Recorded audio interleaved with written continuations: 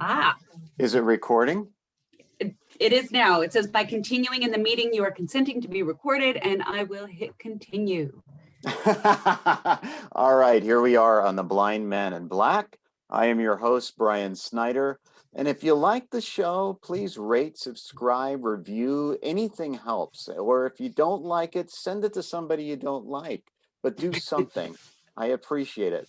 And now I'm very, very, very, very, very, very, very excited to have actor, singer, dear friend, and a lot of other things that we're going to find out about Cynthia Shiraev.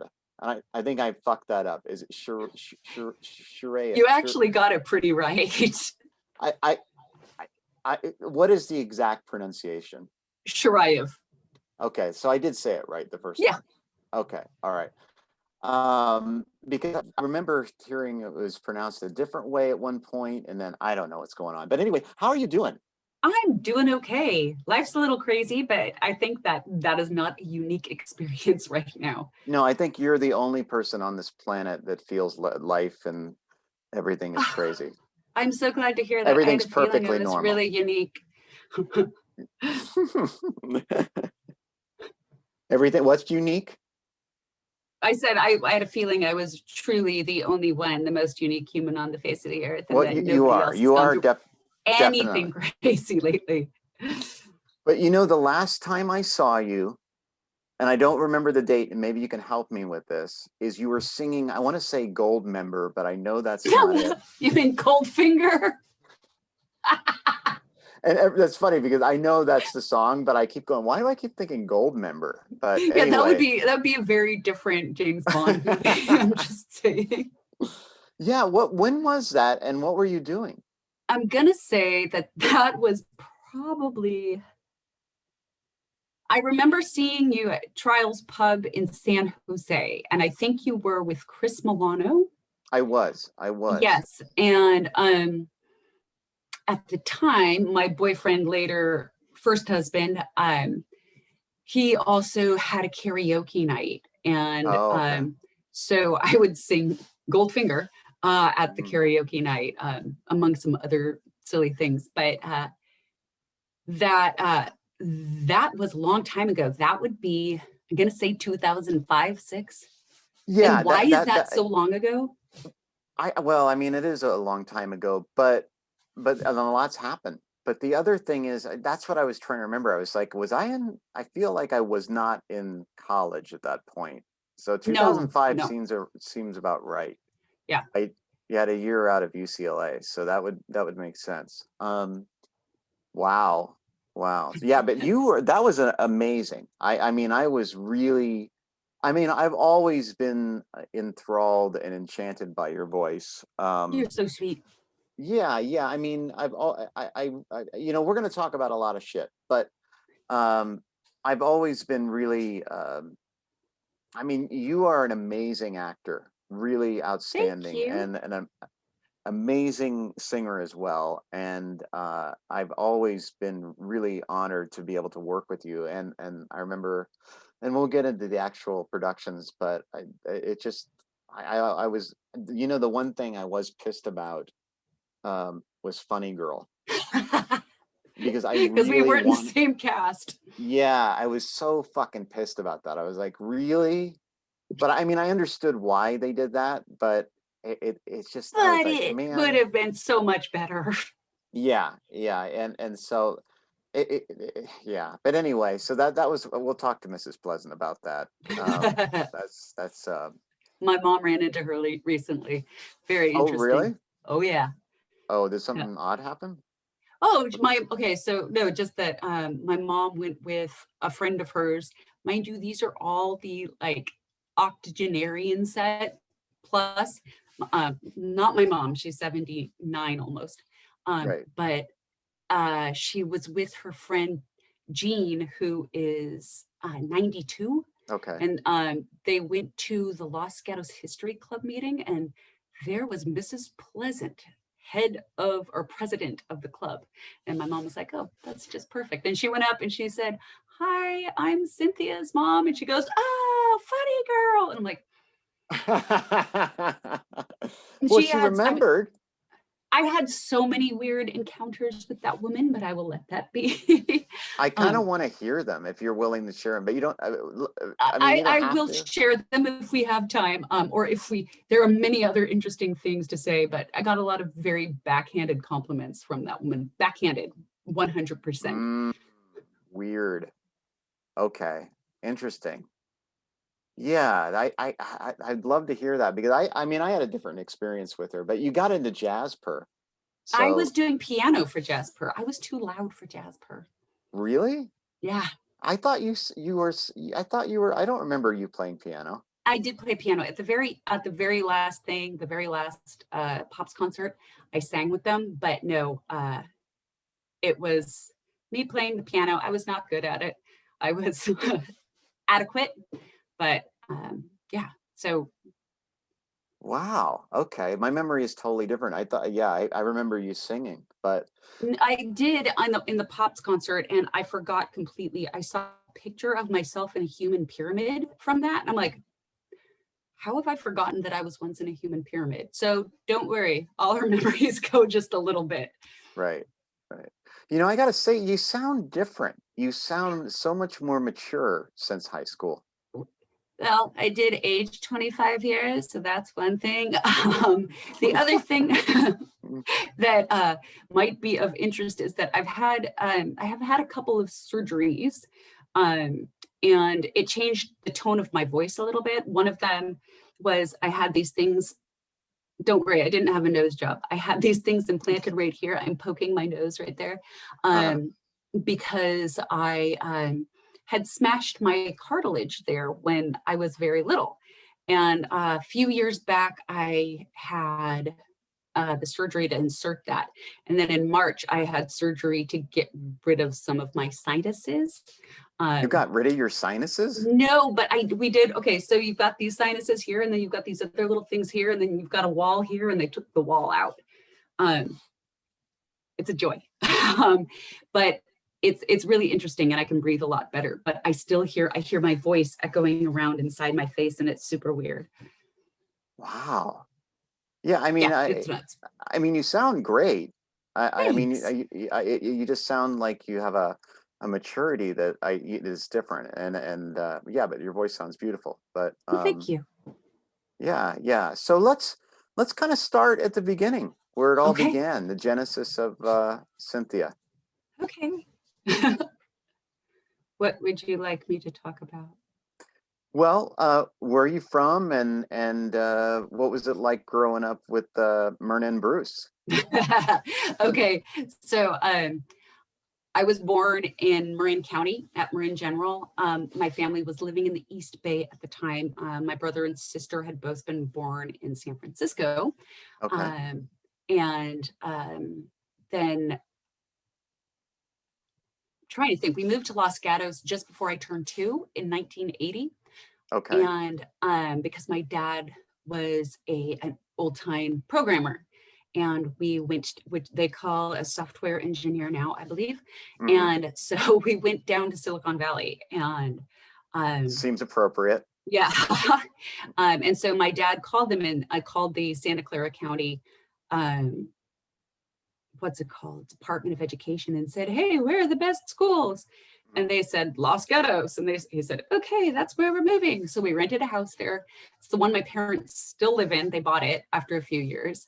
Oh, so they um rented that originally. Interesting. yeah, at the Okay. very beginning it was a rental, and Right. that's one of my first memories, is moving in there, and wanting to know what color rug was going to be in my room. And You were 2 years old and you remember that? oh, I have a lot of weird memories from being very young. I mean, not like super, like not linear memories or anything like that, but I remember standing outside my room and wanting to know what color the rug was going to be. Hmm. I don't remember the fact that I was bit by a bunch of fleas that day, according to my mom. She likes to tell me that. Where did they Uh, come from? they'd kept not fleas, they'd kept dogs in the room that was later mine. Oh, okay. And so it was filled with fleas. Is Yay. that this? Did you have the same room that you've always had? Oh yeah, I always had that room. It's now the TV room for my parents, Hmm. and the guest room. Okay. But yeah, that was always my room. And my dad was a software engineer, a programmer, and so, this is like old guard Silicon Valley. And so we had computers. I have pictures of myself pretending to program on the computer. And my mom was a librarian, or she worked in the library at the time. And I would stamp all the books with everything I could, because that's what she did. You are so lucky. I always wanted to do that. It was fun. Becca and I, especially on Wednesdays, because Richard was quite a bit older than we were, and so he had to do his homework and stuff, and he'd babysit us from time to time. But we would go with my mom to work at the library, and I remember sitting. This is another very early memory. My mom's boss, who was the head librarian at the time, John Schmuck, he let me play on the floor of his office while my mom worked, and I had blocks, and I would build with the blocks. And that was really fun. And then I kind of misbehaved as I got older, because I decided to write my name all over the library. And I mean, because that's what you do. What was that about? Were you angry about something? No, I just wanted to write my name on things. I would find random books, and I'd write Cynthia inside the random book. And I would write it on, there was a pencil sharpener. And it was on a cement pillar, and I wrote my name several times on that one. I don't know. It was just a thing. I was a free range kid in the library. So, and I was there all the time, and everybody that worked there knew me, and they knew my sister, and my sister was well behaved, and I just roamed around and did whatever I wanted, which wasn't a good idea. What's that? No, I'm listening. Go ahead. Oh, so, that was, a lot of my childhood was spent with books, and which was really cool. And it was when we got good grades as little kids, we didn't get money, we got books. It's like, let's go to the store and buy more books. And how did you feel about that? Did you feel that was a good deal? I loved it. I thought I was so lucky, because we didn't have due dates on the library books. We could check them out for as long as we wanted. Right. But getting books was fantastic. I had a lot of favorites, including the Babysitter's Club. Thank you very much. And Narnia books, and the what's it called? There was one that my sister and I were talking about the other day.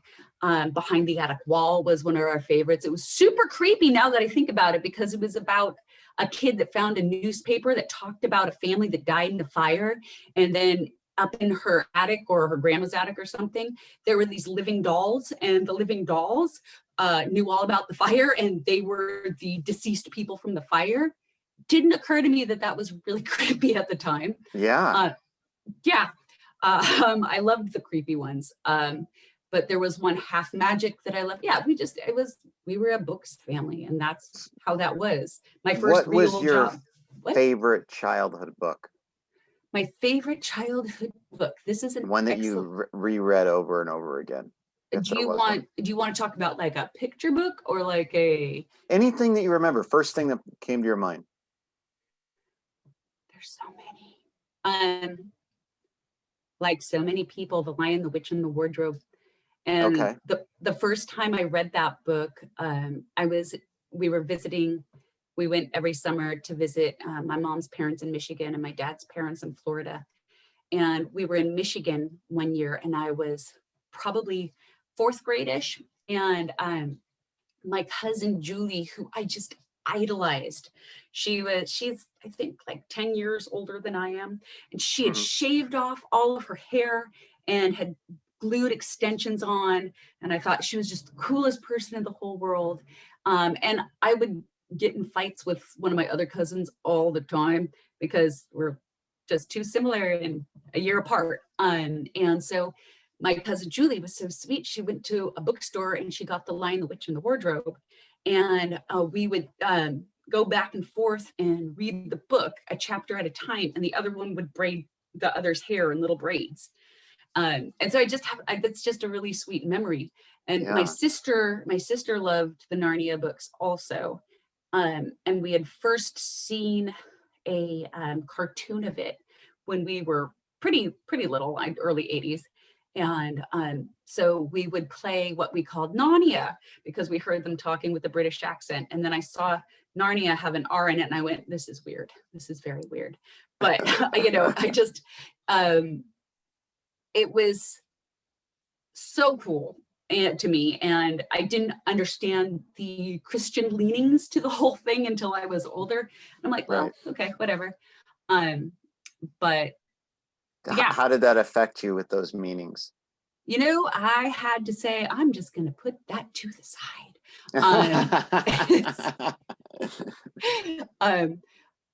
And we'll get into that. We can get into religion because that's funny. Yeah, let's get into it. So were Myrna and Bruce religious?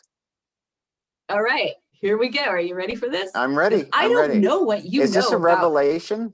Oh, no, this is either going to make you laugh or you're going to say, go figure. Okay. I had this conversation with a friend recently too. So my dad and mom were both raised going to church. Satan. No, but my dad is an atheist, and a few years before I was born, my mother was in a coven of witches.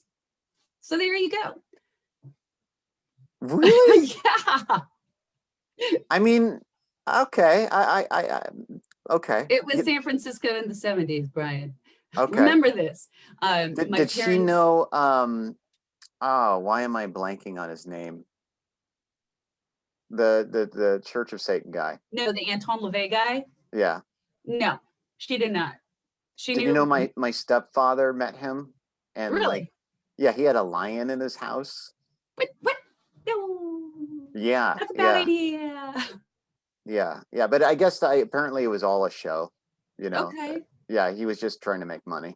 That makes sense. Aren't they all? Yeah, right? yeah. Just a different, different perspective. Yeah, my mom recently told the same book club that she's had. You would know some of the people. Has that become a coven of witches? Was that what? Did that book club become a coven of witches? No, but she told them a couple months ago that she was in a coven of witches. And let me tell you who is in this book club. Corliss is in the book club, has been since the 90s. Now we should put it in context for those listening and watching that Corliss Green was our vocal coach during high school. And before I started going to her when I was in 6th grade. Yes, and I think you recommended her to me. Yeah, and I babysat her kids too, who, by the way, are both grown and married now. Right. Which is insane. Yeah. Brooke Ender's mom, Merity, is in the book club. So I think you know her. But let me ask you this. Wait a second. So when did you learn that she was in a coven of witches, and how did it affect you? Oh, I always knew. It was never a secret. It was just like, okay, her name was Sibel in the coven of witches. And it was just one of these things where it's like, okay, yes. Well, what did they do? I don't really know. And it's hard to get some things out of my mom. And I don't know if it's reluctance to talk about it, or if, it really, like she said, that the people at her book club, and for context, again, all the people in the book club are older white women. So, and my former preschool teacher is in that book club. The mother of my first grade crush is in that book club. My former pediatrician is in that book club. I mean, this is like, it's the weirdest thing for me to see all these women together, but they're all like, oh, okay. Do you feel like it's a conspiracy, or is it to make you a little like have trust issues or anything like that? I know, but it's the thing that's a little weird about it, I'm like, this is like an array of my life, but I'm like, but it's not about me. It's my mom's friends. Right. And are you ready for the name of the book club? My sister came up with this. It's the Buccaneers. Oh, right. Yeah. I remember that now. Yeah, it's still going. Theme. They are still going. And wow, it's been going since the 90s, right? I know. My mom was in it. Yeah. And yeah, that's right. And they just found out this about my mother from 50 years ago. And it Did it really blow their minds? It did. Yeah, And it is. But for everybody listening and watching, Myrna is a very soft-spoken, like, has kind of a high voice, and she's like a librarian. You would think of her as a librarian. she is petite. We're not supposed to say she's cute, but she's very cute. That's exactly how she sounds. Yeah. Yeah. Poor Myrna. And yeah, but I mean, she was a super feminist. I don't know if you knew that about her. I did. I knew that, but I did not know about the witches. And I knew I knew she spent some time in Italy, and there was some possibly. Oh yeah, she went overseas and traveled around for several months. And it's interesting, I'm sure you know this, Brian, but also for context, humans out there, she had an arterial venous malformation burst in her brain when she was 67. Yes. And so she had to relearn to walk and to talk. She called me Simon for a while. Sometimes she'd meow at me. But as her language was coming back to her, stories would start to leak out a little bit sometimes because the filter was gone. And we were driving through, oh, my poor mom.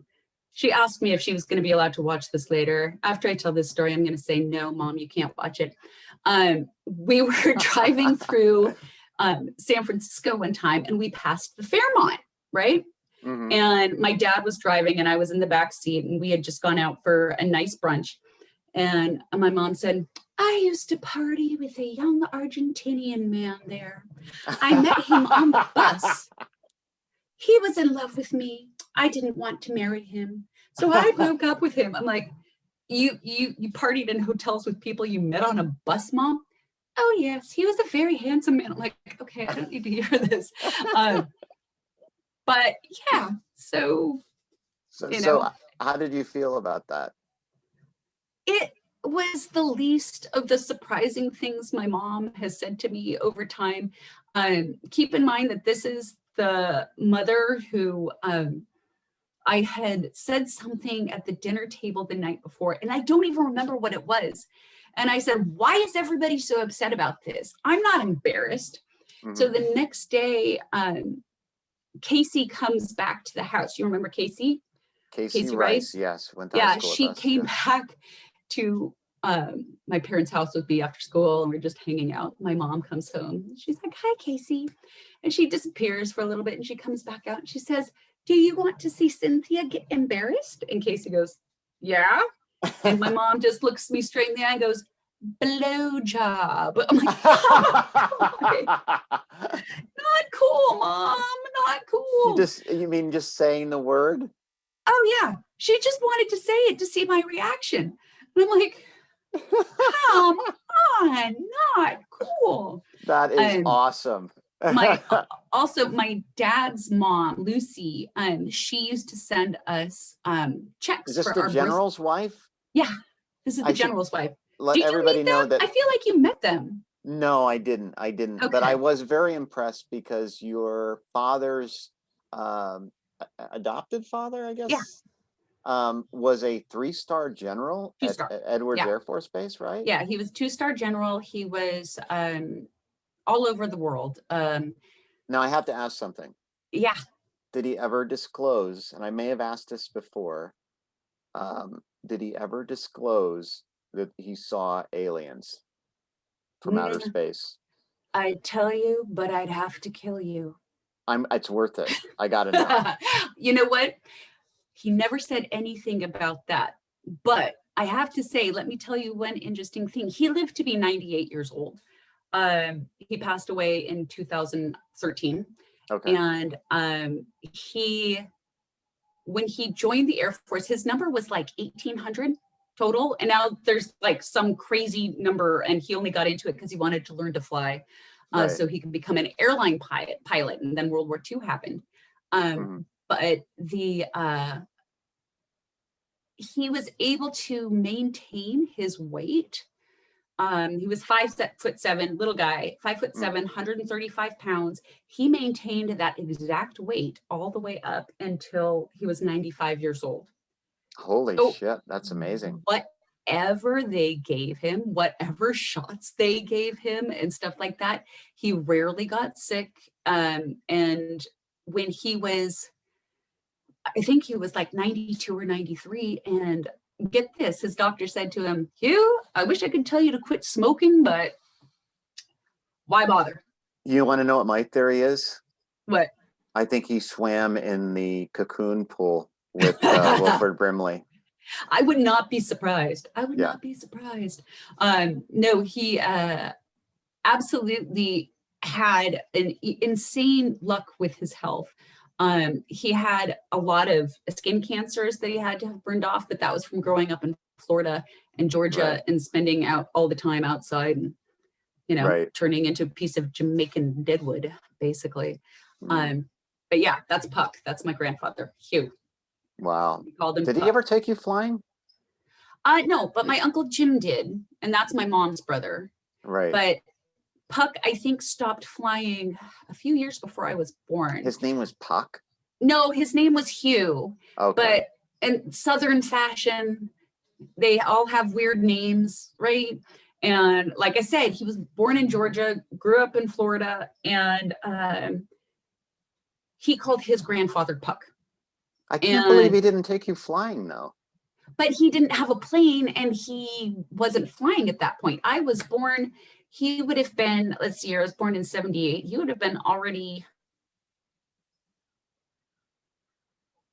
he would have been in his 60s at that point. I don't think he was flying. Doesn't mean people aren't flying in their 60s, but he didn't have access to a plane. My Uncle Jim had a plane, and we would fly with him. And I think the last time I flew with him was a few years ago. He got a new small jet. And before that, a small jet, like not the only thing is not like a hey, I can take everybody to Cancun. Learjet? It's not a Learjet. No. But he would have this rickety, well, it felt rickety, this rickety plane that he would fly out to Michigan every year, and he would take us out flying in it. And I got to be the co-pilot one time. That means absolutely nothing, because all I did was sit in the front seat and press a couple buttons. You didn't get to take the controls and make a turn or anything? No, but he would drop us so that we would be weightless for a second, and that was fun. My mom hated it. I've been up in a plane and sat in the co-pilot seat twice, and I've always waited for them to say, you want to, like in the movies, you say you want to take the controls. Doesn't happen. No, it doesn't. It really doesn't. Oh, but I did captain a ferry on the Danube one time. You did? Really? How'd you do that? It was on the menu. I kid you not. My brother has lived in Munich since 1993-ish, and we were visiting friends of his in Regensburg, and the Danube flows along there. And so we got on this lovely ferry, big ferry, and we're looking at the menu because you can get things to eat, and on there it says Captain the Ferry €5. So I asked if it was real, and it was, and they took me to the captain's area, and they put a hat on me, and I steered the ship, and he kept going, right? I mean, go more in this direction, go more in this direction. But I went between things, and I went under a bridge, and they gave me a certificate that said the mileage or the kilometers, the points where I captained the ferry from what point to what point, and I felt very pleased with myself. Now, was the captain, was he nice about it, or was he like, oh shit, I got to do this again? No, he was nice about it. He was just kind of like, I was, he was German. He wasn't gonna give me a whole lot of emotion, but he was very nice about it. Mm-hmm. It's getting dark in here. Let me turn on a light. So hold on 1 second. You specifically chose this location because you didn't want to be in darkness. Dark in here now. Wait, there we go. Now it's light. Hi again. Hello again. And Here we are on the Blind Man and Black. We're back. That's okay. And that's.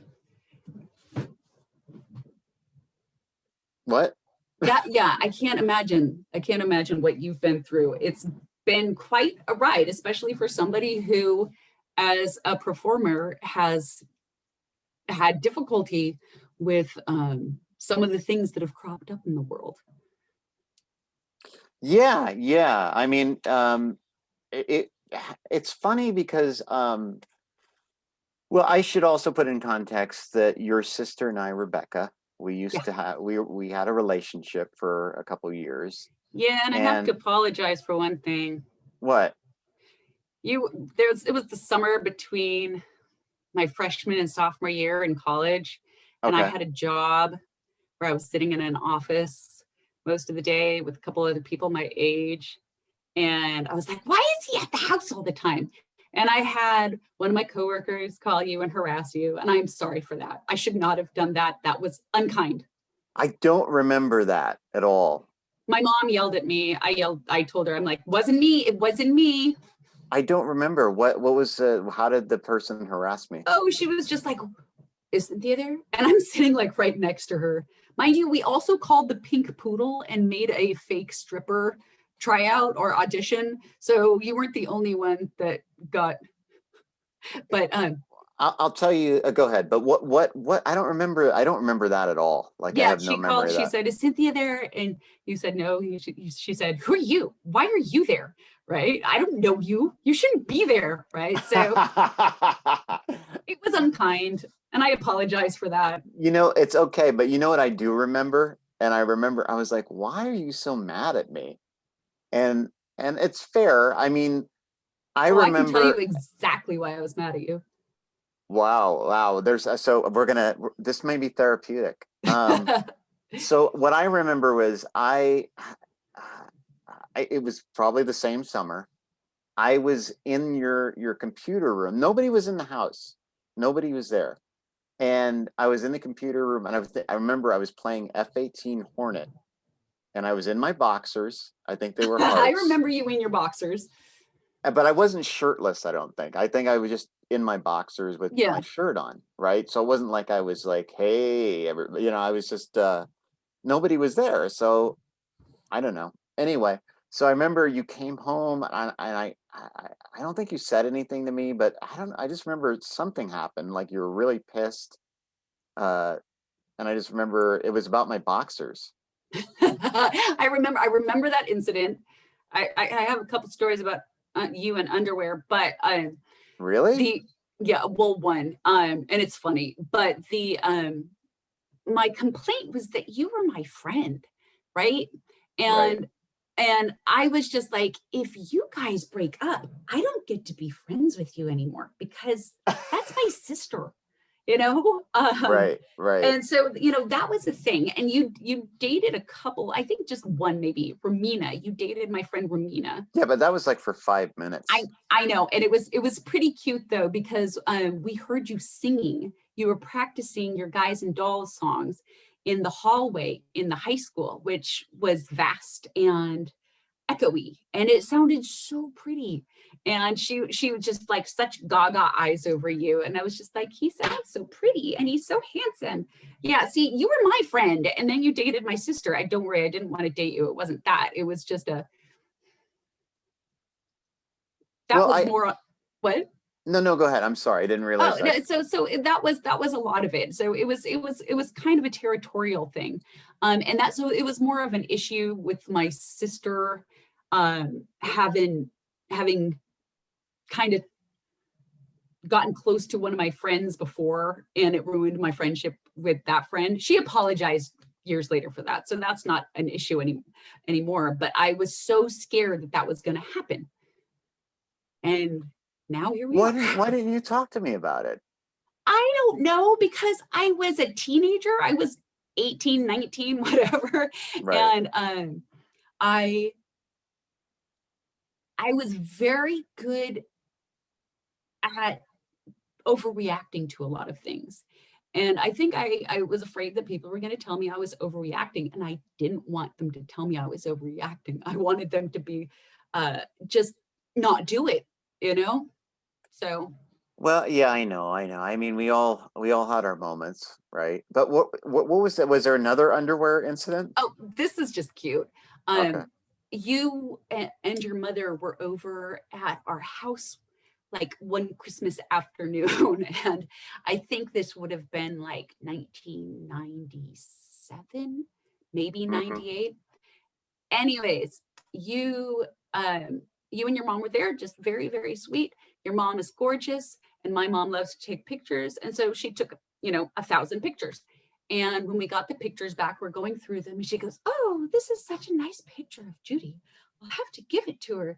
And I take it. I'm like, "Oh wow, wait, what?" And it's a fantastic picture of your mother. It's framed perfectly.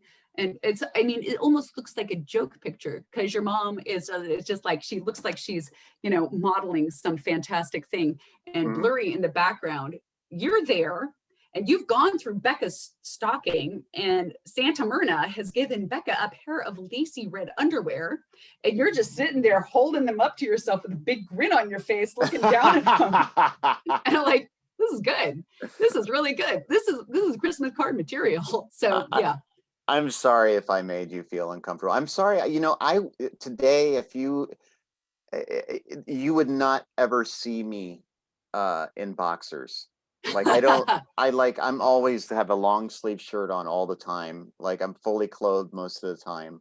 I was too sensitive about that. That was a silly thing. I mean, Becca's boyfriend, I think it was my freshman year, he was having problems with his family, and he freaking lived with us, right? And slept in my sister's room. Mm. And took, it's just like, I should not have been so sensitive. But I gotta tell you, I pooped in and out of the Chris Manning one because I was like, I want to see what this is, the interview you did with him. Right. So I could see what it was like. And Chris Manning always had the best smile, always melted my heart. But the thing that was so funny was you guys talking about how you would like all pile on each other and like grab each other's nuts and shit like that. You remember that? Like because I Tony remember and all sorts of, well, no, because I was just thinking, I'm like, high school for us was like one great big Me Too moment, right? But nobody cared because that's just what it was. I remember there was, the guy that played opposite me in Funny Girl, also named Brian. uh-huh. You remember him? Oh yeah, he was obsessed with making everybody see his balls, right? And I had been able to escape it, even though he sat next to me when I was driving him one time with other people in my Topaz. He was in the front seat, and he just whipped him out, and they were sitting on his lap, and I would not look at it. Oh But it wow. it was one of those things where it's like, whatever. But I did see, but he finally got me when he was waving at me as I was backing out of a parking spot at the very end of my senior year, and he's holding his balls. So I was like, God damn it. But it was not considered a traumatizing thing. It was just what happened. And I have a question for you because Sure. I'm curious, when you're talking about the different guys that did all of these things, that you and Chris, and you said Tony and Josh. Which Josh? Oh, I'm talking about Josh Rao. Okay, all right, because I was wondering if it was Josh Do you think Russell. of Josh Russell? Yeah, because No, Josh usually Russell I've would heard not do Tony, Josh Russell. Okay, that. just curious. Very curious about that. Yeah. No, I mean, it was just, I know, I like we said in the interview, I think it was just a matter of dominating and alphaing each other. And luckily, I did not want to be the alpha because it was too painful. That's good. That's Yeah. good. And I was thinking about my own behavior at that time. Because once you were talking about that, I'm like, did I do anything like that with my friends? And I figured something out. I was like, that's really interesting. I didn't date a lot in high school. Boys didn't talk to me a whole lot unless they were part of the whole theater crew, and even then it was awkward. But the thing I would do, and I was not nice half the time, and I did it to you, but this was cute. I would do things to kind of emasculate them in a really charming and sweet way. And I did this to you. I took a bunch of little clips, little like sparkly clips, and I put them in your hair. And I think this was at Corliss's house one time. And I handed you my cute little red boxy purse. And I said, okay, we're playing Pretty Pretty Princesses now. And you said, okay, you were totally fine with it. And so I would just randomly dress people up without their consent. And I had a giraffe coat senior year of high school. It was like giraffe print. And I loved this thing so much. And there was a guy with a really long neck, and I was so mean. And I draped it around him one day, and I was like, okay, now just go like this, and like made him stick his neck out. And like, okay, perfect. Now you look like the giraffe that you are. I don't know why. I don't know if it was unkind, but I had fun.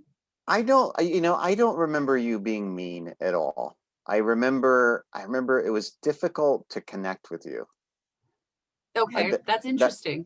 Everybody, I have a few things to say about that.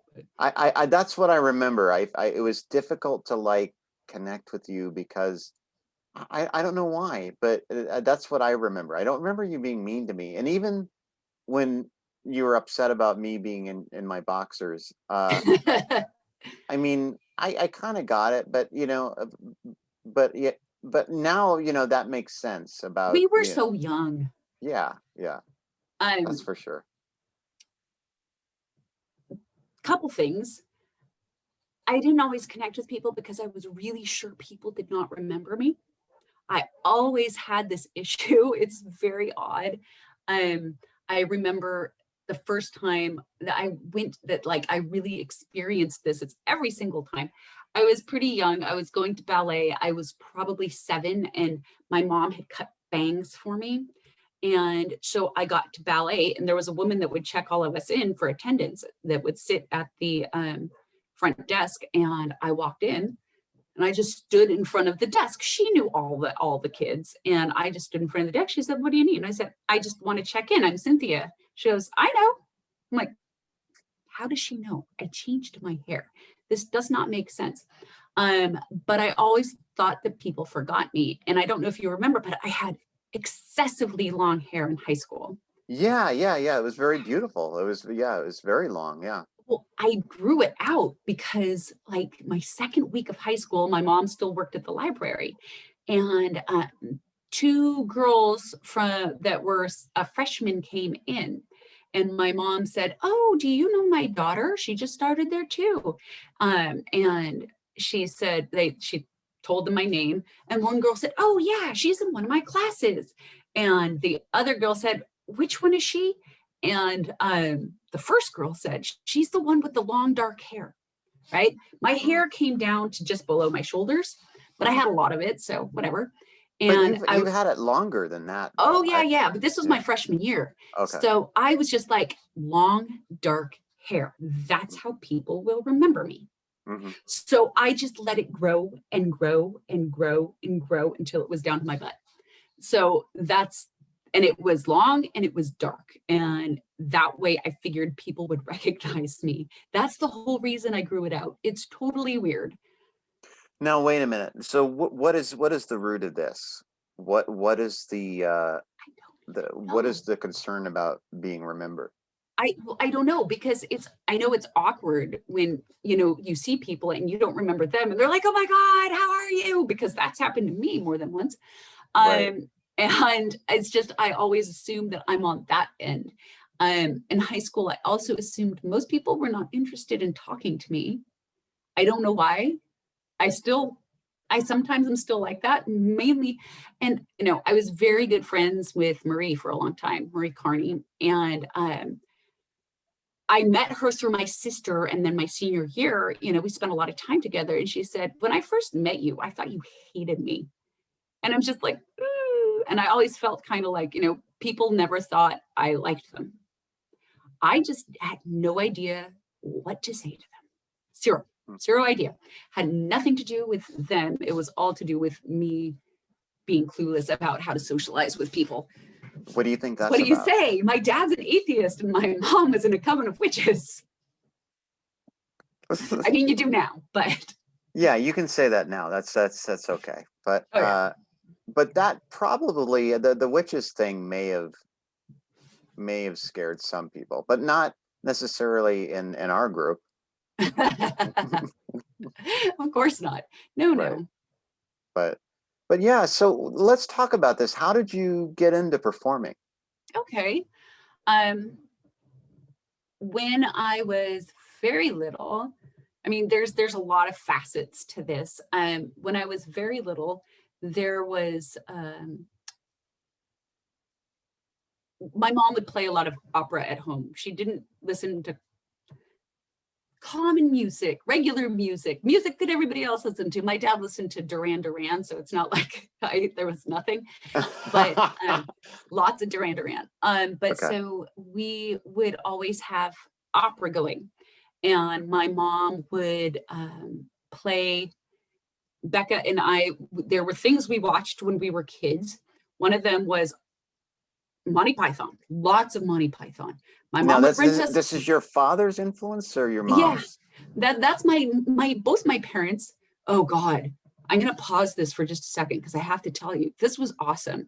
When my mom was in the hospital in the rehab, learning to walk and talk again, she would randomly say things. And the best was, we're sitting there one day and all of a sudden she just goes, I'm a lumberjack and I'm okay, right? And she just launches into the lumberjack song. I'm like, what? I remember her singing that. Yeah, it was so random. Anyhow, so there was a lot of Monty Python going on and a lot of something called Who's Afraid of Opera?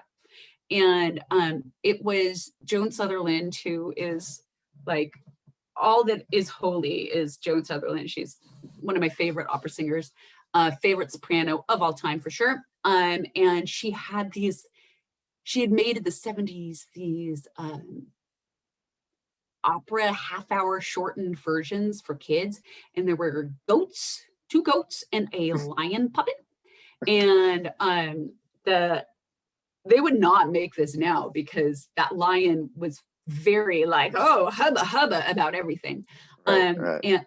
But the older goat would tell the story, would like narrate the story, and then they would sing some songs.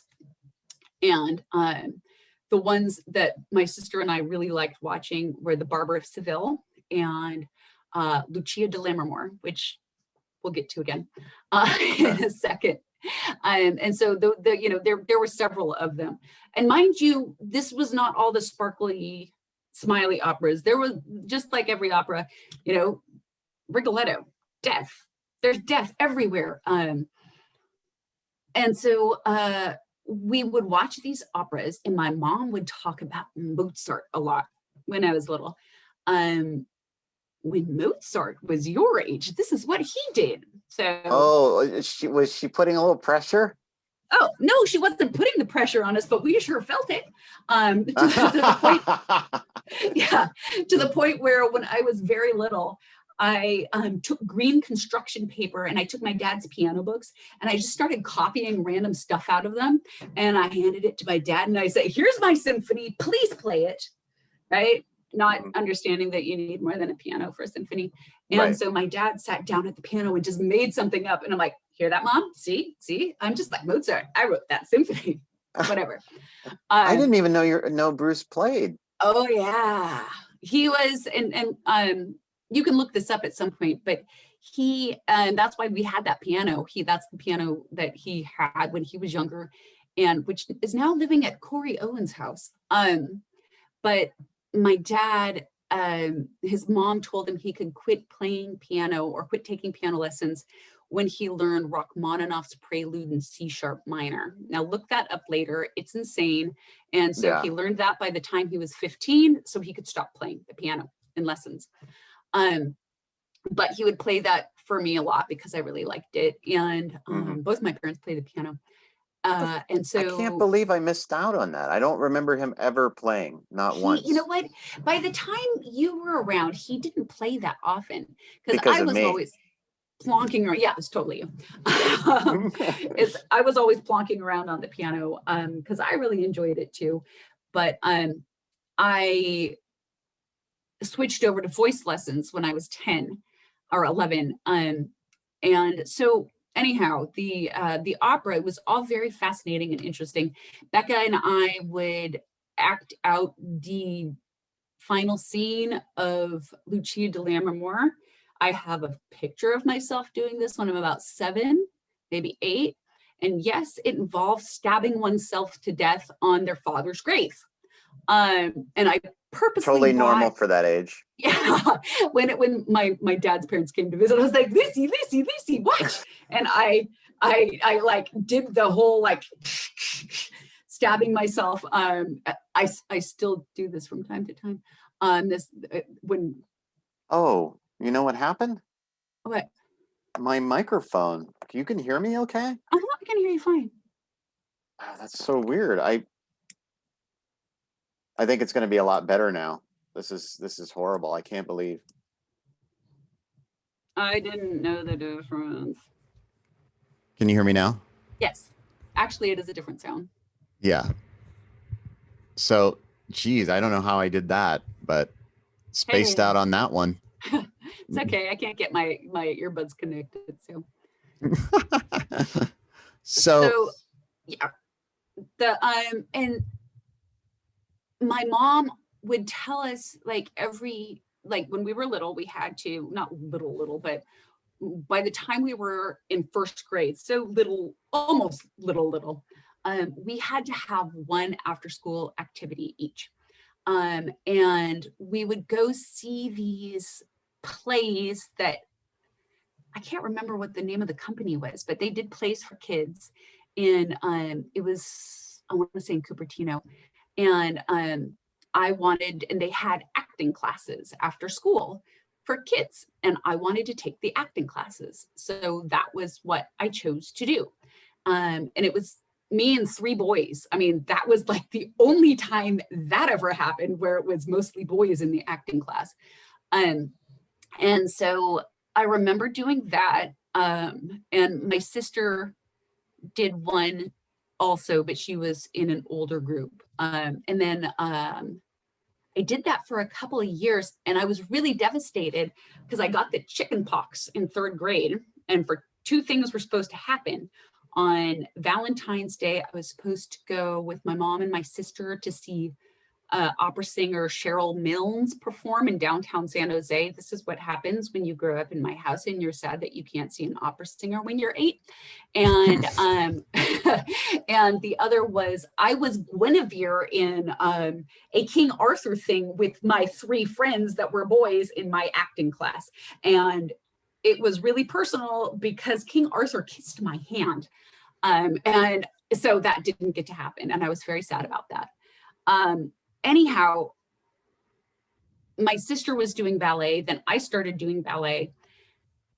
I was okay at ballet. My sister has these, long, dainty, beautiful, slim. I am not a tiny person. I have like bones, broad shoulders, not great for dancers. And so, but I was it's really kind of sad because it's an exact moment. I was 10.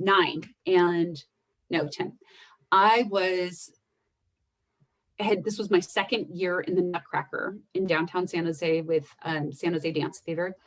And I had been a cookie the year before, and I'll explain what that means in a second. And then the next year I was a cookie. And not only was I a cookie, but I was such a good cookie that I was the only cookie to be put in both casts. So I was the double cast cookie. And what would happen is there were, I think, like 24 of us little cookies, and half of our dancing on stage was done crouched down with our hands crossed over our shoulders and we moved out sideways, and then we'd go in circles because we were under a giant skirt. And there was a woman called Mother Cupcake, and she was on a wheelie thing, and there were two people under the skirt with us wheeling Mother Cupcake around. So I was the first cookie out of the skirt, and it was, she lifted the skirt up and I came out of the skirt and the light hit me. I kid you not. And I went, oh, that's where I belong. So silly, right? But I didn't want to stop. I never really experienced stage fright. That might make me a sociopath, and I'm okay with it. But is this an exclusive that you're a sociopath? What? You're on the Blind Man in Black? Maybe. So it was really, I just loved it so much. And that's when I stopped taking piano and switched over to voice. And I did that because my mom's friend Merity's daughter was taking voice lessons. I was in 6th grade and I wanted to do the same thing. Now, Brooke, so very naturally talented, beautiful, beautiful voice. She had all the leads, and then she wasn't in any of the plays though, or the musicals. I'll explain that. So we were in Fisher, at the middle school. I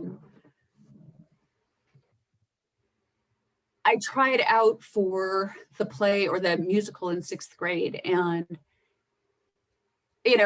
all the 6th graders, most of them got really crummy parts, but whatever, right? And I was in a motorcycle gang called the Yellow Jackets, wearing a yellow jacket. That makes sense. And so then the next year, The Boyfriend was the musical. And I don't know if you know this musical at all, but it takes place in France, and it's like a finishing school, not finishing school, but like a boarding school for British girls. And so there were 2 parts that needed someone that could do a French accent. And I'm sitting there at the audition, listening to people attempt the French accent. And it was only people that the director was calling up, and she tested everybody's ranges earlier in singing, and she just kept going, and she's like, you've got a large range. And I'm like, yeah, whatever. And so then I'm sitting there listening to the people do the French accents, and I'm like, that's not a French accent. That sounds terrible. That sounds terrible. Because my parents had been watching some movie where people had French accents like a couple nights before, and so I heard it in the other room for like an hour. Right. And so I get up. So you were an expert by that point. Oh, absolutely. 2 hours of listening from the other room, and suddenly I can do a French accent. And so I was 12, and she said, does anybody else want to try this? I'm like, I'll do it. And I got up and I got the part. And so I still remember the beginning of the show, because it's like, allô, is this Monsieur Gaston? I mean, it's not a great French accent, but for a 12-year-old, it was pretty freaking spectacular. It's still good right now. It's great. And so, that was cool. Here's the deal though. I was tall. I had a crooked nose, gap teeth, and I was tall. I was, I'm 5'8". I'm not enormous, but I've grown an inch since 8th grade. So let's just put it there. I was primed to play mothers and adults. So there's so many weird things in here. So I played, the next year I was Mrs. Darling in Peter Pan, which was the most boring show for me ever. Because I was on stage at the very beginning and the very end, and basically just picked my nose for 2 hours where everybody else did stuff on stage. And then I tried out for SJCMT because, again, my mom's friend Merity's daughter, Brooke, had done a show there, and I'd gone to see it, and I was like, I want to do this. And she was in Little Shop of Horrors. What's that? Now, could you, what does that acronym mean? So everybody who's listening. San Jose Children's Musical Theater. It's now Children's Children's Musical Theater of San Jose, I think. It switched. Right. Um, And Tony Panaghetti, he still, I think, does things there. yeah, I'm sure he does. I used to. Well, so I the first time I tried out, I got a part. Right. It was by my birdie, and there's so many girls that try out. You know, so many people try out. And that was the first time I met John Panetto. You remember him? That name is really familiar. He was one of Corliss's, he was in the elite group with Corliss's students. He was He sang that Elton John song in the Bruno thing. Yeah, I think that's right. Yeah. And so I'm still in contact with him. We got back in touch a couple of years ago. But is he on Facebook? Rarely. He moved not recently, like a couple of years ago now, to the East Coast so he could be closer to his kids. Okay. But he might be a good person for you to interview. He's interesting. I'm sorry, I derailed your train. But... That's okay. Right. But that was the first time I met him because he had the lead in that. He was right. There were two casts, a younger cast and an older cast, and I was 12. It was the summer before 13, so it's not like I was young 12, but I was still 12. And the guy playing my son was 2 years older than I was, and he barely came up to my chest. So, you know, it was one of these things where it's like, I got parts, but they were always the mom parts. And that's fine. It was cool because I got the parts. I got to sing. I got to dance. I got to go kids. I don't know. Yeah. Why do you think that is? Too tall. There was one too tall, too weird looking. There was one time it was Oklahoma. Oh my God. So where the wind comes sweeping down the plain? Yes. That is exactly it. I wound up being part of there were 6 girls and we did all the harmony for the show. And I had a small part, but we had a few songs that we would sing and we did the harmony for Oklahoma. We got, you like my constant jazz hands. Thank you for letting me know that description. I appreciate all it. Jazz hands all the time. Okay. So through the whole interview, you've been doing jazz hands? No, I'm doing them now. Okay. All right. But you can do them for the rest of it. It's fine. I do believe, sorry, I'm really fidgety. You can't see that. It's okay. I do believe that it is going forward instead of shaking hands, the best way to approach people that you have just met and appreciate that you have met them is in fact jazz hands. You mean for COVID-19 protocols? Yeah, okay. Yeah, absolutely. I like the live long and prosper myself. You know what? I would do that, except I'm trying to do it right now, and I'm very bad at it. I'm tilting over. Just tape both your fingers together, and you'll be fine. How am I going to flip people off then? Well, maybe that's something that needs to change. Why you got to mess with my mojo, Brian? By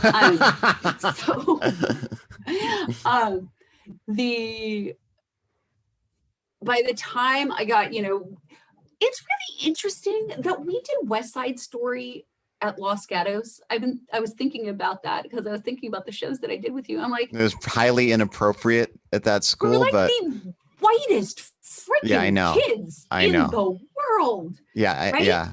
And I did West Side Story at SJCMT. Also, I was again a featured singer, but I was a shark girl because I had dark hair. Right. Whitest girl you'll ever meet. And same here. Yeah, I was in your gang.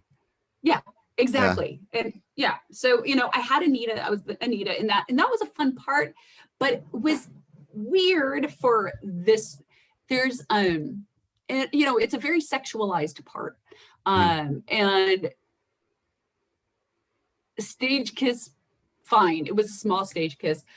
By that point, though, and here's a fun thing, we're going to get more into this now. By that point, I had twice been in a show where it involved some kind of striptease as a kid. And it's not like it was down to thong, underwear, and bra, but really interesting. I was in 8th grade and it was Wind in the Willows was the musical, and it was done at CMT, and I had a small part. I had like all these little random parts, and I would be stuck in places where they needed somebody to sing really loud, and then I had a duet with the toad, the wild toad, and I was the jailer's daughter. And what he did was, I spoke in this really, I'm like, this is the most boring part ever. What am I going to do? So I spoke in the highest pitch voice I possibly could, and to make it memorable. And then we sang a song, and he took my clothes off while we sang. And it was a tango. And I'm like this, and I was in bloomers and stuff like that. But I'm like, well, this is interesting. And then Guys and Dolls, there's always, a number where the girls are all taking off their clothes and throwing it. I'm like, that's really interesting that has never crossed anybody's mind, is totally odd for younger people to do, but I guess theater is a young person's game, so I guess you get used to it early on. And then also in this very in the Tonight song where everybody's singing at the same time, my character's singing about him coming in hot and tired. So what, doesn't matter if he's tired as long as he's hot, right? So there's that. Right. And then by the time I do get the lead in Funny Girl, and I'm already like, I don't get the leads because I'm too tall, I got the dark hair. But there was one guy that like worked at CMT that would come up to my mom every time, go, your daughter's gonna have her day. Your daughter's gonna have her day. And she would tell me that. I'm like, okay, whatever. And when I had my day, the first song in the entire show is people singing about if a girl isn't pretty like a Miss Atlantic City, right? And singing about someone with a deviated nose and looks weird. And I'm like, well, this is my part, right? I'm the weird looking girl. And it's not like I never thought I was hideous or anything like that. It was just kind of like, well, this is who I am, and that's fine. I got the crooked nose, I got the gap teeth. I still have the gap teeth. I wanted to close the gap teeth when I was 12, but my dad said, I'm not paying $1,000 for your self-esteem. So oh, wow. Because my teeth are totally straight otherwise. Yeah. Bruce. Keeping it real. Keeping it real. How old were you? 7th grade, 12. There's a line with Bruce. You just don't cross. Oh, no. And well, Brian, most recently, I noticed like for the first time, my lower teeth getting a little crooked. And I asked my sister, because my dad's teeth got really crooked and finally one popped out because it got so crowded. And his dentist gave him a false tooth. He said, this is just until you get your implant. You can wear this. It's really just for parties. So my dad had party teeth for a while. Right. And so it's like this tooth right here. And I noticed mine getting a little crooked because I was getting a little bit of a lisp. I'm like, this is weird. And I asked my sister, she said, yeah, it's right where dad had his party teeth. I'm like, okay, so it's the same. So we asked my brother, what's going on with your teeth? He had braces and retainer and all that stuff. He's like, yep, right here. And so we take these pictures of all of our teeth. It's all very silly. I'm like, I'm going to show my dad how we're all related, right? It's all cute and funny. And I get to blame my dad for something, which is always fun. And and so I call my dad. I'm like, Dad, I'm about to send you a picture. It's really important that you look at it. It's my teeth, it's Becca's teeth, and it's Richard's teeth. And I need you to see that we have the same teeth as you. And he takes one look at it. He goes, oh, well, I know why that's happening. And I think he's going to be like, yeah, because what happened to me. He says, it's because you're a primate. Right? He's like, it's because you're a primate. Humans are, yeah, Bruce, thanks for, ruining the moment of cuteness and letting me blame you for something. He's like, no, this is what happens. And then I get a whole science lesson about primates' teeth. Wow. Bruce gave a science lesson? About my teeth, everybody's teeth. There was a lot of science lessons, I think, probably, right? Oh, yeah. There was,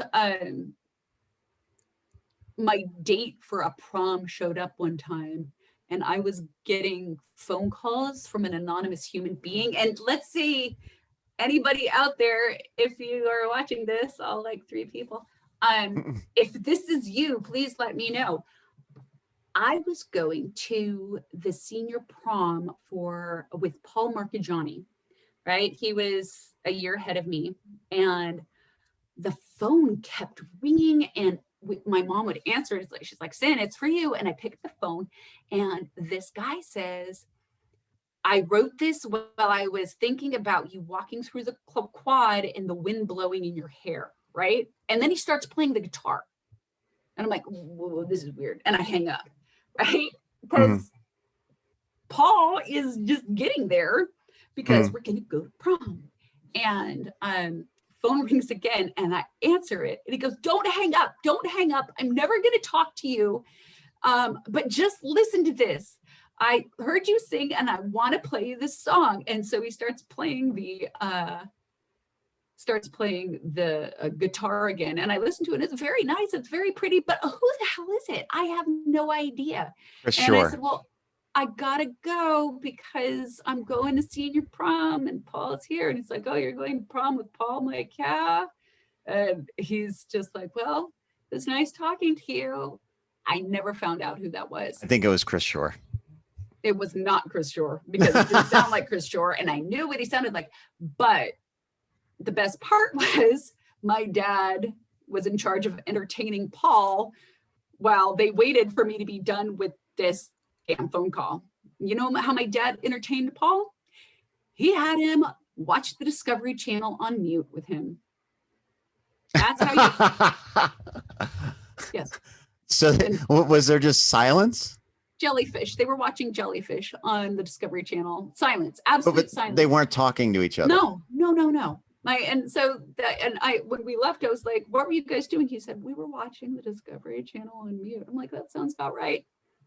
That's so funny. I don't remember. Both your mom and your father, I always had a great time with them. And your father was always very funny, and he always had, something interesting to say. And your mom was lovely. And I don't remember awkwardness like that. That seems very awkward. My dad was really, I did date. My dad was not used to me having a guy come around. He was used to my sister. I mean, my sister, like, she had boys that would come over and be friends with her and hang out with her.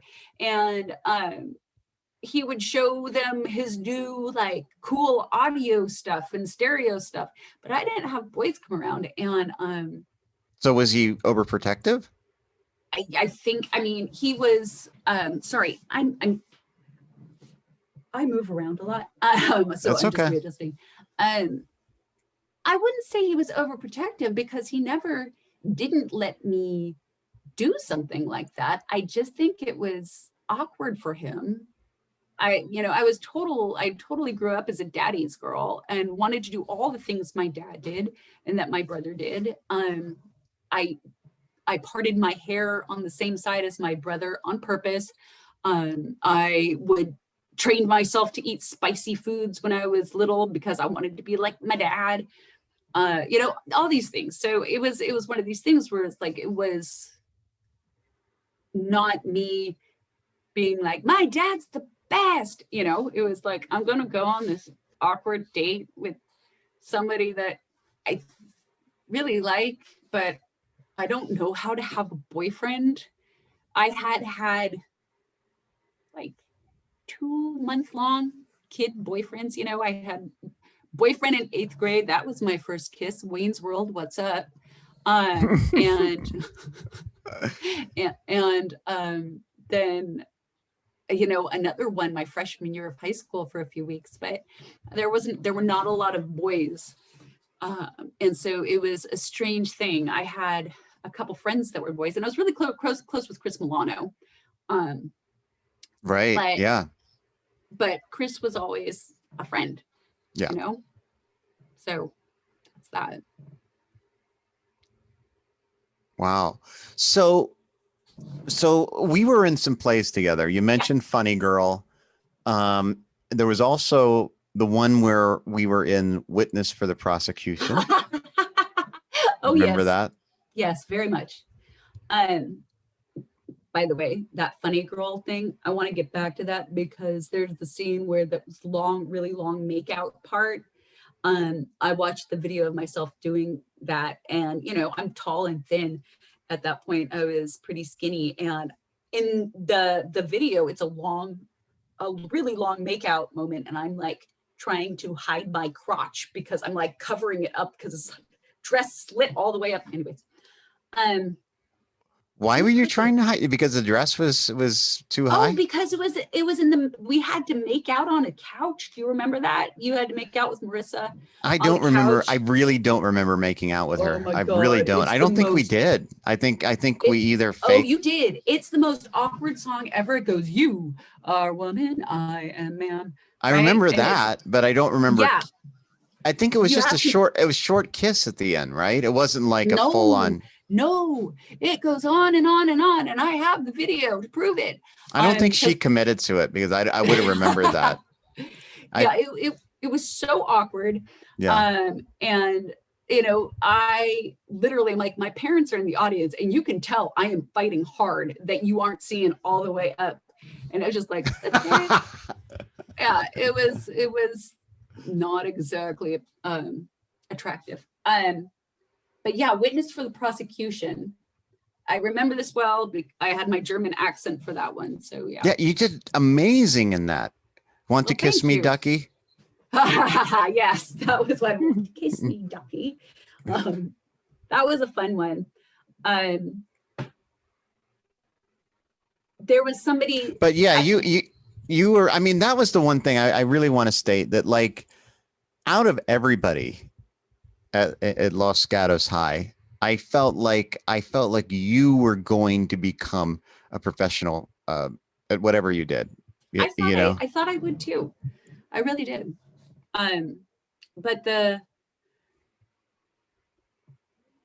if you remember at the end of Witness for the Prosecution, it was she says, "I will not be put in jail for perjury. I will go to jail for murder," and then stabs her husband. Somebody dared me, and part of me really wishes I did, and part of me thinks I'm so glad I didn't. But they dared me on closing night. They're like, "Really want you to, you're in the last line of the play, just say that I'm not going to go to jail for perjury. I'm going to go to jail for petty larceny," and just walk off with the knife. And I didn't do it. I don't know if I regret that or not. Mrs. Thurston would have lost her shit. Oh, she would have, but I was a senior, so it wasn't going to happen yet. And that was, she gave me my favorite role ever, which was Puck in A Midsummer Night's Dream. Right. That was my favorite role. I really like that one. Is it Midsummer Night's Dream? I'm sorry, go ahead. But I want to tell you something after.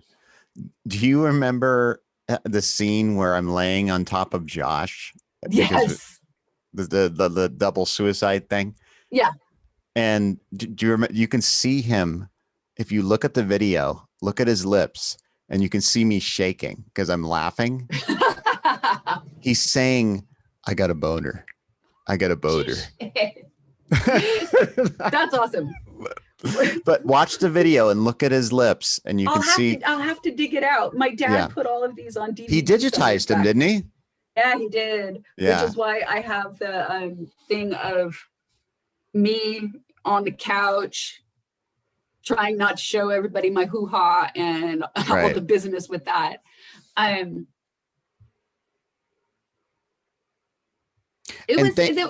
sorry, go ahead. No, I was going to say thank you. I got to thank Bruce again for digitizing those and sending. He sent them those, I don't know, 10 years ago or something. But yeah, I appreciated that. Yeah, it's very thoughtful. It's so weird to see these things. You go, oh, I was so young. Did you remember seeing something else in West Side Story? What's that? If you look at West Side Story, yeah, during the first fight scene, you see me whip around, and you can see a giant snot fly out of my nose because I had a horrible cold. Oh, and God. I like whipped my head around. And as I did it, you can see it in the video flying through the air. And it looks like somebody's caught it too. It was weird. Oh, you don't remember that? Now I'm gonna have to look that up now. Yeah, I used to be called Booger Snotter. Oh, is that why? Yeah. I didn't. Do you remember that? I remember that. I don't remember. I didn't like why. I didn't ask a lot of these things. And like, you know, there were things that I wanted to know about and why is this and why is that? And I didn't ask people. And then I'd go do weird shit like wear a costume hat that my mom had made for me in second grade to school and dance around. You know, I don't understand me either. But yeah, all that.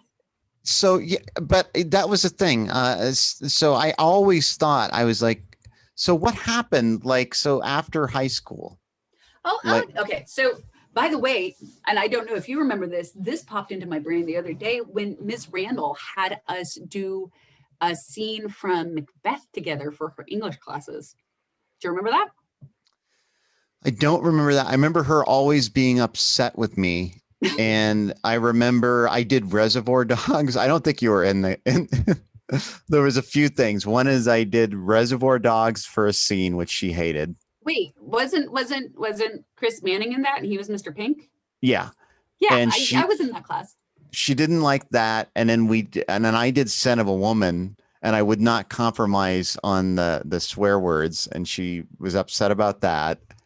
And then she just did not like me. I remember this very vividly, being up on the second floor of Los Gatos High, in the far, if you're inside, you're looking out, so it'd be the far left of the building. And I remember I said something to her and I was asking her a question, and she like was walking backwards, and she's like, "You're always 4 steps behind." And I was like, "Oh, that made me so sad." I'm like, maybe she's right. And That's so weird. Yeah, and she didn't like me. But anyway, so go ahead, Mrs. Randall. Oh, Miss Randall. My brother was Miss Randall's like favorite human. He's 9 years older than I am. And she would tell this story every year, apparently. And she told it in my sister's AP English class. She told it in my AP English class, and she told it every year because my brother was in her AP English class in the 80s, and they were reading Huck Finn. They would start reading Huckleberry Finn. And my brother drew pictures of her being impaled with javelins. And she found it in his desk, like, you know, underneath the desk. And she asked him about it. He's like, "You're ruining my favorite book." Right. So it got to the point where later on in life, Ms. Randall was back teaching in San Francisco and an all-girls school, and she asked Richard, who was going to Berkeley, to come be in the musical because they needed boys for it. So he did that. And then the summer before, the year I had her for English, she came to my brother's wedding on a boat in the San Francisco Bay, because my brother got married in Germany, and then they came out here and had a wedding. And She was there? Oh yeah, she was there, and she was taking pictures. So the first day of my junior year, I had to bring photos from the wedding that she had taken with one of the disposable cameras. And I'm like, this is so humiliating, you know. And one of the pictures is like this very graphic picture of my brother sticking his tongue down my sister-in-law's throat. And I'm just like, oh my God. And she was totally trashed. And as we're going under the Golden Gate Bridge, Ms. Randall's going, "Woo!" Woo! Right. So, you know, I bring her this, and everybody's like, "What are you giving her? What are you giving her?" I'm like, "Oh my God, they're from my brother's wedding." Right. So I you know, I always had an in with Miss Randall, but so senior year, I was in her acting class, and she came running up to me and a couple other people. I don't remember who it was, but she said, "What do you think? What do you think?" And she was wearing lipstick. And I said, "You're wearing lipstick?" And she said, "Yes, it's my new thing." Well, anyways, it was then spring break, and I had too much time on my hands. And I got, if you remember Bonnie, I got Bonnie to help me with this. Now, And Bonnie was she was very short, and she used to wear vampire things all the time. Yeah. I was not into the vampire things. What's that? I was not into the vampire things. You weren't into them? Oh God, no. No. God, no. You weren't into the goth scene though, right? Well, you know, it's like I appreciated certain things about it, like the overdramatic, like the, you know, some of the overdramatic stuff is an entertaining thing, but I was not like, I don't need to be so sad and depressed. Let's go sing songs from Oklahoma. Right. But so I went to the store because I had lots of really good ideas. I went to the store and bought 99-cent lipstick. And for whatever reason, we had a tiny chair in my house. I don't know why, but we had a tiny chair. And I opened the lipstick up, I extended it, and then I tied it up to the chair, and I took a knife and I like slashed it a few times. And I took Polaroid pictures of the whole thing, and then went through the newspaper and cut out letters and made a ransom note for Miss Randall saying that I had her lipstick, and if she wanted it back, she needed to deposit donuts in the second row of the auditorium. There were never donuts, but I never told her it was me, and she kept it on her bulletin board for the rest of the year. So I was proud of that. Really? Yeah. She read it. She read it to all of her classes. I was like, I did a good job there. So what was the catalyst for that? I don't know. I had ideas. I had ideas. I used to do weird things. I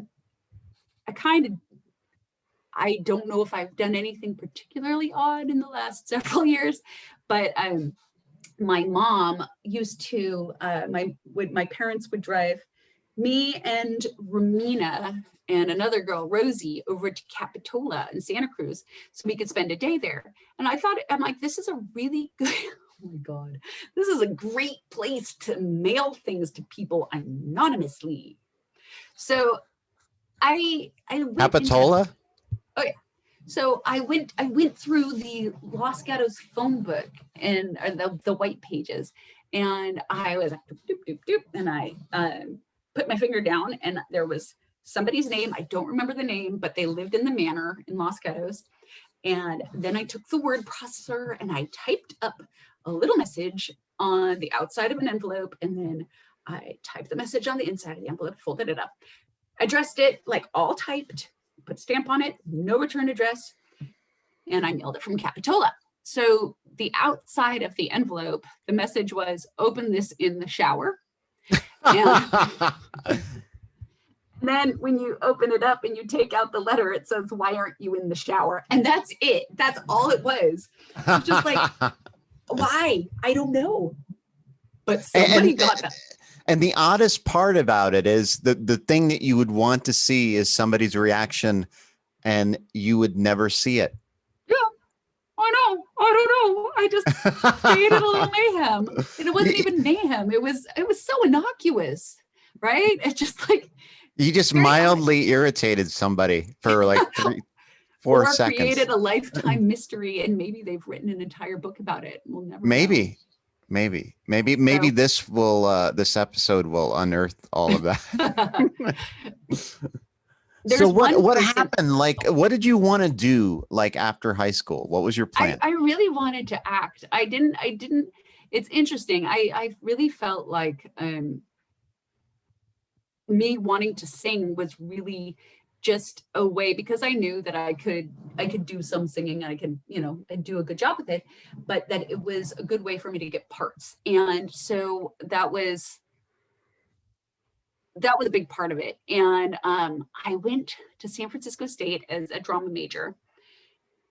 And I was sitting in my drama class, and we had to all bring in something that it would, if we had with us in the dorms, that if we were running out from a fire, this was all part of the get to know you stuff. And what would we grab? Right. And I'm like, I don't have a lot here, but I have this little turtle box, this little box that's shaped like a turtle that my brother gave me the first time I went to visit him in Germany. And inside it just had a couple little knickknacks that were part of my life. This is the kind of thing you would expect people to bring, right? Something with a little sentimental value. And then we had to share it with the class so we all can feel comfortable with each other. And it's all going to be fantastic. Well, I'm in the class. There's, I don't know, maybe 25 of us. And people are sharing their different things, and they're all along the lines of mine, except for one girl, and her name is Sally. Sally she had a hammer, right? And she took the hammer when it was her turn, and she just had this very somber and angry look. And she took the hammer and she held it up over her head. Looking at my arms, I'm like, that's a terrible look.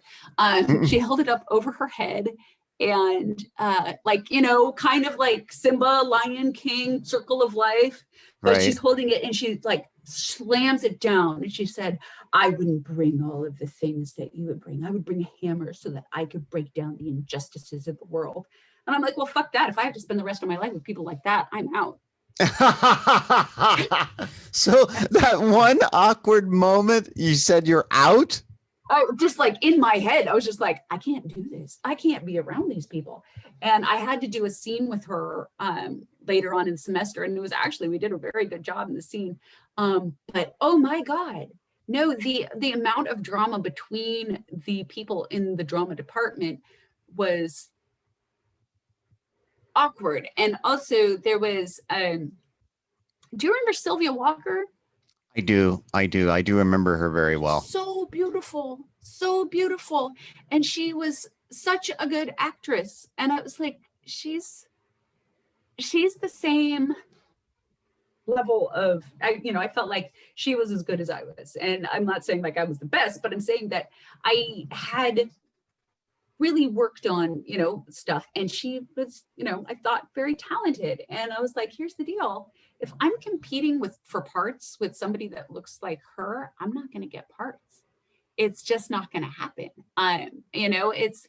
It was always kind of made clear to me that I did not have the right look. I did go to one Broadway open call when I was 18. And the first thing they said, before we have anybody sing, is we're going to type people in. And for those of you who don't know what that means, it means we're going to look at what people look like. And if they are the type that we are looking for, then we are going to have them perform for us. And so the one thing, we all went in, we would line up. It was like, I don't know, 30 people at a time. The only thing the director even asked me was any relation when he saw my name, because my middle name is Manson, right? And the answer is, of course, no relation. That's it. That was the entire interaction. And I saw the people that were getting typed in. They were about 6 inches shorter than I was, and they were blonde. Not me, right? Right. And so, it's one of those things where in different performances, the director can be picky about the way people look. And it's really interesting. And people don't like to do willing suspension of disbelief for, when you're saying, unless it's opera, because let me tell you, because it's always really like unattractive people who are supposed to be the most beautiful people in the world, but they're the one that can sing the high notes, so they get parts. And you have like someone like Pavarotti is not really somebody everybody wants to stare at for a long time. They just want to listen to him, right? And I thought for a while I would want to be an opera singer because of that. That it was less about the looks, but it was, I didn't have what I felt like would be the right look to really do things, that I would have to work really hard to find something that was going to fit. And I didn't want to have plastic surgery and change the way my nose looked. I didn't, after my incident with my dad and the self-esteem comment about fixing my gap, I didn't want to fix my gap. I mean, it's part of my thing now, it's me. I always thought it was cute. I hear this, I have a crooked smile. And we're all hard on ourselves, but Right. It was just like, I I didn't want to spend so much of my life focused on my appearance Right. for pay, right? Yeah. That's kind of a strange thing to put oneself into. And I remember when Becca was living in LA, and she's 5'9", and she was like 125 pounds or something. And a guy that she was seeing was a modeling scout, and he would go like out to Santa Monica Pier and look for chicks, right? And he was having trouble finding them one time, so he sent Becca in, and they said, we could get you work, but you need to lose weight, right? She's really thin. She's like really thin. And I'm just like, that's not the world I want to be in. It doesn't bother me as much that it exists. I just know that I don't want to do that to myself. And then the other thing that happened, and I know that you wanted to talk about this, I wasn't necessarily done. There were things that I wanted to do, plenty of things that I wanted to do. But my freshman year of college, I'm sitting in my dorm room and my foot falls asleep, and it didn't wake up for 2 months because that was my first MS relapse. That there was a time where I could do all sorts of dancing and jumping and all sorts, not that I want to do a lot of dancing and jumping at this point, but my ability to do that consistently became unpredictable. And some days, absolutely, I can do everything. I can do 5,000 things. And other days it's like, not going to happen today. Sorry.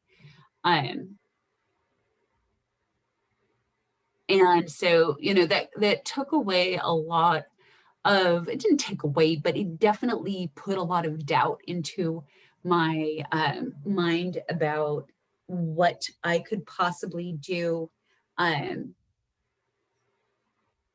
for jobs that would not require me to be as engaged so physically. We would dance in high heels. I couldn't do that anymore. There was a period of time in my life where I was able to run after a streetcar going by in 3-inch heeled boots. Can't do that anymore. And so, that was definitely a shift. I have ideas though, but anyway, so that I think that answers your question. So when were you diagnosed with multiple sclerosis? I was, it was May 1998. I was 19. I had gone into the hospital. December of 1996 was the first time that I went to the hospital. That was, it was terrifying. I couldn't feel my foot. I couldn't feel my leg. And then it went away one day. And one day I was like, oh, everything's fine.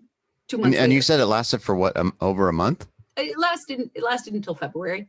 I mean, there was a lot of weakness. I had to work. My mom had me get a job during my Christmas break from college, and I I worked at a place called Nichols Research, and they're like, "Oh, you're an acting person. You can do this. This is great." And I had to call people and ask them questions to see if they wanted to be involved in a study group or not a study group, what's it called? Focus group? Focus group. And so it was such a tedious job. And so I remember I would start putting on accents. And so I would call people and I'd say, "Hi, my name is Cynthia, and I just want to know if you consider yourself a mustard lover, a mustard liker, or a mustard hater." Yeah, this was my job. Mustard. I can relate. I've done telemarketing. Yeah. Yeah. It was so awkward, but it was fine. I got money. I got paid. but I remember going Christmas shopping with my dad, and I'm walking and my legs just give out, right? And he scoops me up. We're in Macy's and off we go.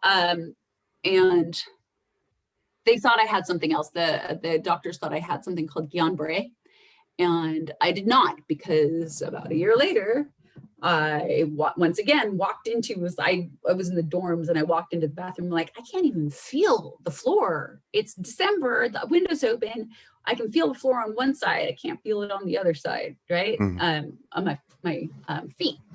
But I walked into the bathroom at my house in West Portal, and I couldn't feel the floor.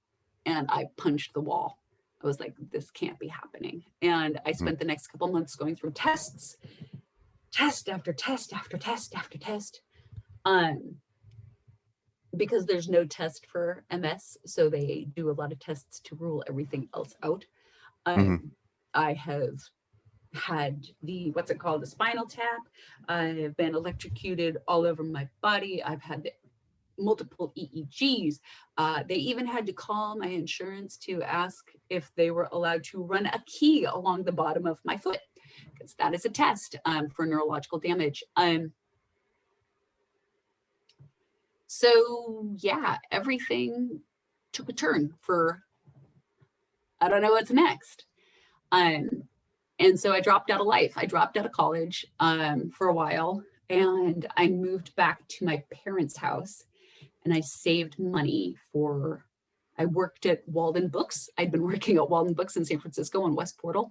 And then I worked at Walden Books in downtown San Jose and saved up my money and took off and traveled around Europe for 6 months. That must have been wonderful. It was definitely a change. It was the second time I had been to Europe. I stayed with my brother. I stayed with my aunt and uncle. They're all in Germany. I stayed with a cousin. I traveled around with a guy I was dating at the time, who I saw a few years ago. He's now a professional astrologist, because that's how things go. Is he on TikTok? I don't know if he's on TikTok, but he changed his name to Verdelude Celestial. I'm just going to leave that there. Leave that right there. That's good. I'm just going to leave that there. Do your own research if you want. Okay. But so then, what's it called?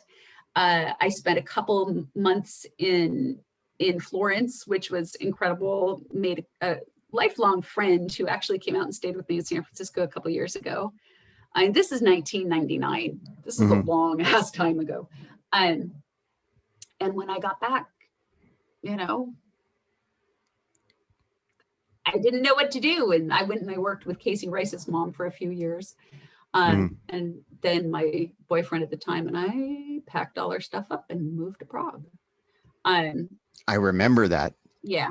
And I remember that very well. It was because George W. Bush was elected, and poor GW. I feel so bad for disliking him so much after the last several years with Donald Trump. But so I'm learning that you're not a Trump supporter. Okay. All right. Why would you think I was? No, I didn't think so. I'm just joking. But anyway, so Prague, Kafka. Yeah, what about him? So what did you learn about Franz Kafka? What did I learn about Franz Kafka? That he lived in a very tiny house on Golden Lane. And I took my mom to see Golden Lane. You know why? Because they're tiny. They're little tiny houses. And so when she stood in front of the house, she looked very tall. 5'2". But right. I didn't learn much about Franz Kafka. I did a lot of teaching of English, made a lot of friends that I wouldn't have met otherwise, which was fantastic. Had an incredibly disastrous breakup that involved Interpol. And what? Are you serious? Yeah. Really? Yeah, he had some mental issues, and he had I'm not saying any names here for very specific reasons, but I had gone back to the US for a couple, like 6 weeks, 2 months, so that I could get knee surgery. And while I was gone, he had a psychotic break. He was an alcoholic, and he had decided to stop drinking suddenly. And on a hot day, he went for a hike, and then he came back to the apartment, took off all of his clothes, went to the old town square, and tried to give away all of his money. Then he got... That's totally normal. Yeah, it's a thing. Then he got tossed into jail, and he said, it was really weird because I had my underwear with me and they didn't want to hand them to me. Somebody picked them up and threw them at me. Well, I was like, I don't really know how to respond to all this. This is odd. And so I broke up with him a few months later, and you didn't want to ride that one out a little longer? No, I was with him for 4 years. I knew where that could take me, and I was not interested on the expressway to Crazy Town. I'd already been there for 3 years. Why was Interpol involved? That seems like because he started threatening my life. He started showing up. He took a bus to Munich and went outside my brother's window and was yelling up at him and throwing stuff at his window. He was threatening the lives of people around me. I wound up at a different, like going around and staying at different people's places so that he wouldn't know where I was. I carried a knife with me at all times. That's horrible. It was pretty weird. He would send me random texts in the middle of the night saying, I can see you. What the fuck, right? And so when I changed my phone number, I'd been in contact with his parents, and I changed my phone number. And my first husband had come out to visit, because I'd met him at this point, and he'd come to visit. He's originally from San Jose. So, and your mom used to work with his mom, and they ran into each other at my parents' Halloween party. Wait a minute. Are you talking about the one that had the psychotic break? First husband, not psychotic break guy. And so, I put the phone chip back in the SIM card that had my old phone number on it to check in to see if you wanted to see if there were some messages from him? From his mother, because she was worried about him. Right. And there was a whole litany of text messages about all of how horrible human I was, and a voicemail. And I listened to the voicemail, and he said, hey, I just slit my wrists. You were my last chance. Goodbye. Right? Horrible. So I had to, I was trying to figure out, how do I approach this? Because this is somebody that's been threatening my life, and he's been harassing my friends and my family. I can't exactly just go check on him. So I call the embassy, and the embassy is like, if he's your friend, why don't you go check on him? Like, I can't. Right? And so it's going all over the place. And eventually I wind up in the back of a police car with a Czech friend of mine, and that ruined our friendship. We went to his apartment, and he was just drunk and passed out on the floor. But the fire department broke through the window and woke him up, and he was pissed off at me because, I'm a horrible human. There was no slitting of the wrist. No slitting of the wrists. Now I have to say, I mean, that is a horrible experience, but isn't there a little part of you that goes, wow, that to have that intensity, what's that? Which part about that?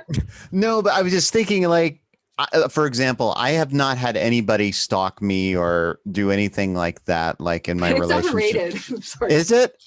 Because I would almost want, like, wow, to have that much passion, to care that much.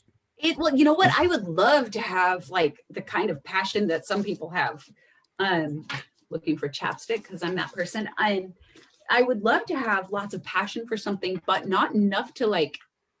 My cousin was calling the different places of Interpol to warn them, and give him my ex's name. So in the event that he tried to go somewhere, he eventually went to. I came back to the U.S.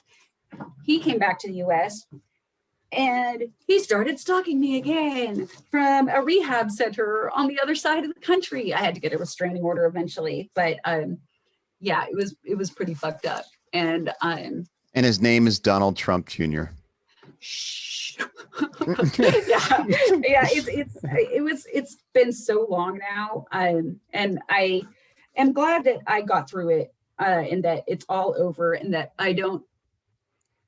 Here's the thing: is that there were a couple of weird moments in that relationship that made me kind of believe things that were not true. He told me that because I had MS, he was my last chance at finding somebody that could love me. And I really believed that. And so, I really stuck that out for a long time. And somebody else, a friend of mine told me, she said, it's kind of perfect. He's an alcoholic, you have MS. It's like, you guys just you can deal with that for each other. And I was like, oh my God, I didn't realize that I have to do some settling in order to be in a relationship. And it really kind of ingrained in me that I was really lucky to have anybody want to be in any sort of my presence. And that kind of informed my dating and marriage life a little too much. And that's on me, because I wasn't the one with the problem. I mean, psychological games, right? Not fun. Yeah. I mean, that's intense and painful. And I had the weirdest experience though.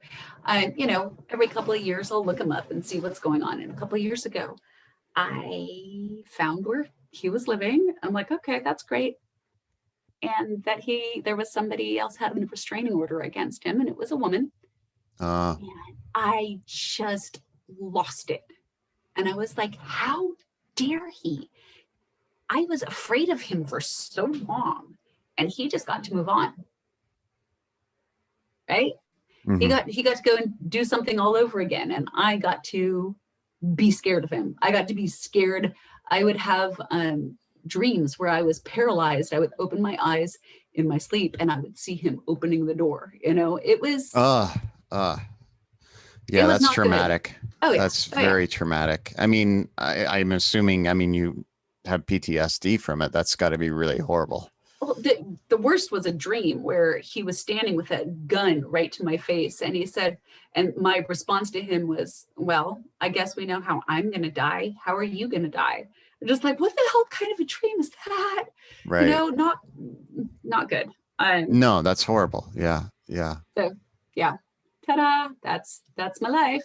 But that's all a long time ago. I was not ready for that part of my life to be over. I mean, the ex-boyfriend, I was ready to be over, but the life that I had built for myself overseas, I really enjoyed it, and I really liked it, and I really liked what I was doing, and I really liked the people, and I left. You had to give it up. Yep. Yeah. And I could have gone back, but it seemed weird, It was several months later that I would have been able to go back, and it just wasn't right. In listening to this, I'm thinking that you and I have a parallel, because I learned maybe a year before you did that I have Usher syndrome type 2A, which causes blindness and deafness. Now, you may or may not be aware of that. They thought you had macular degeneration. Is that right? No. What happened was my mother knew, and since my brother was 16 years old, my brother's 12 years older than me.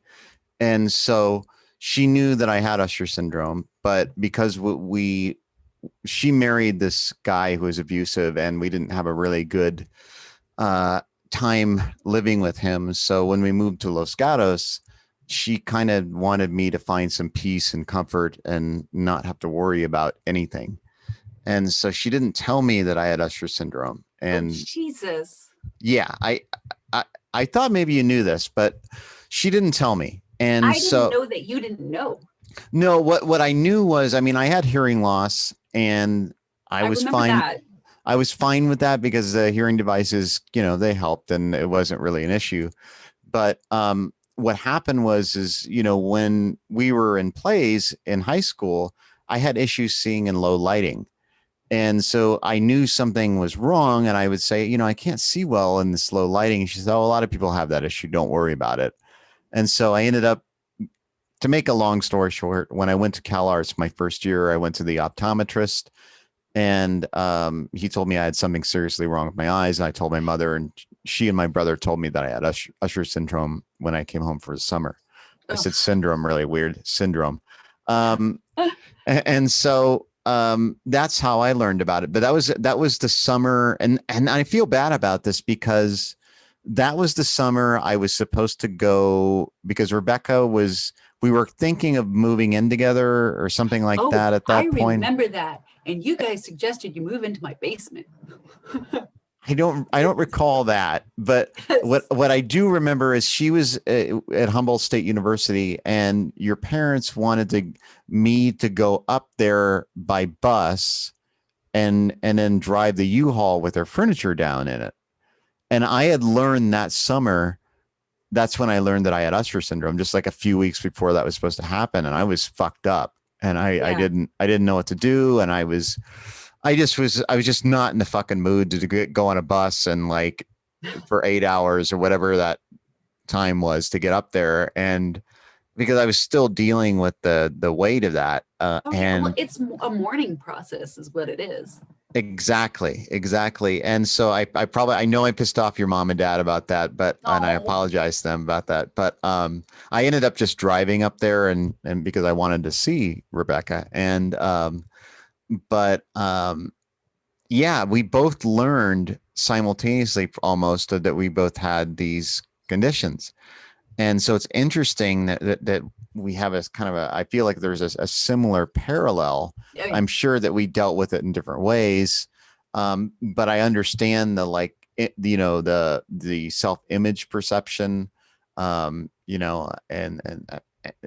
live in a very able-bodied culture. So we do. Any type of disability or whatever, we impose that on ourselves, the weight of that and how people perceive us. And so I feel like there's definitely a parallel in our lives regarding, learning about you having multiple sclerosis and me having Usher syndrome type 2A.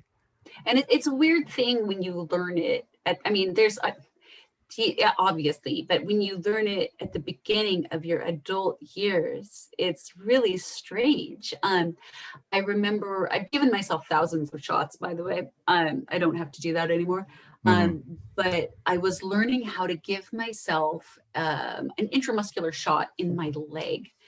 And I went to the training thing for it. And there was another woman there that was learning, and that I'd been diagnosed, I think at that point for 2 years.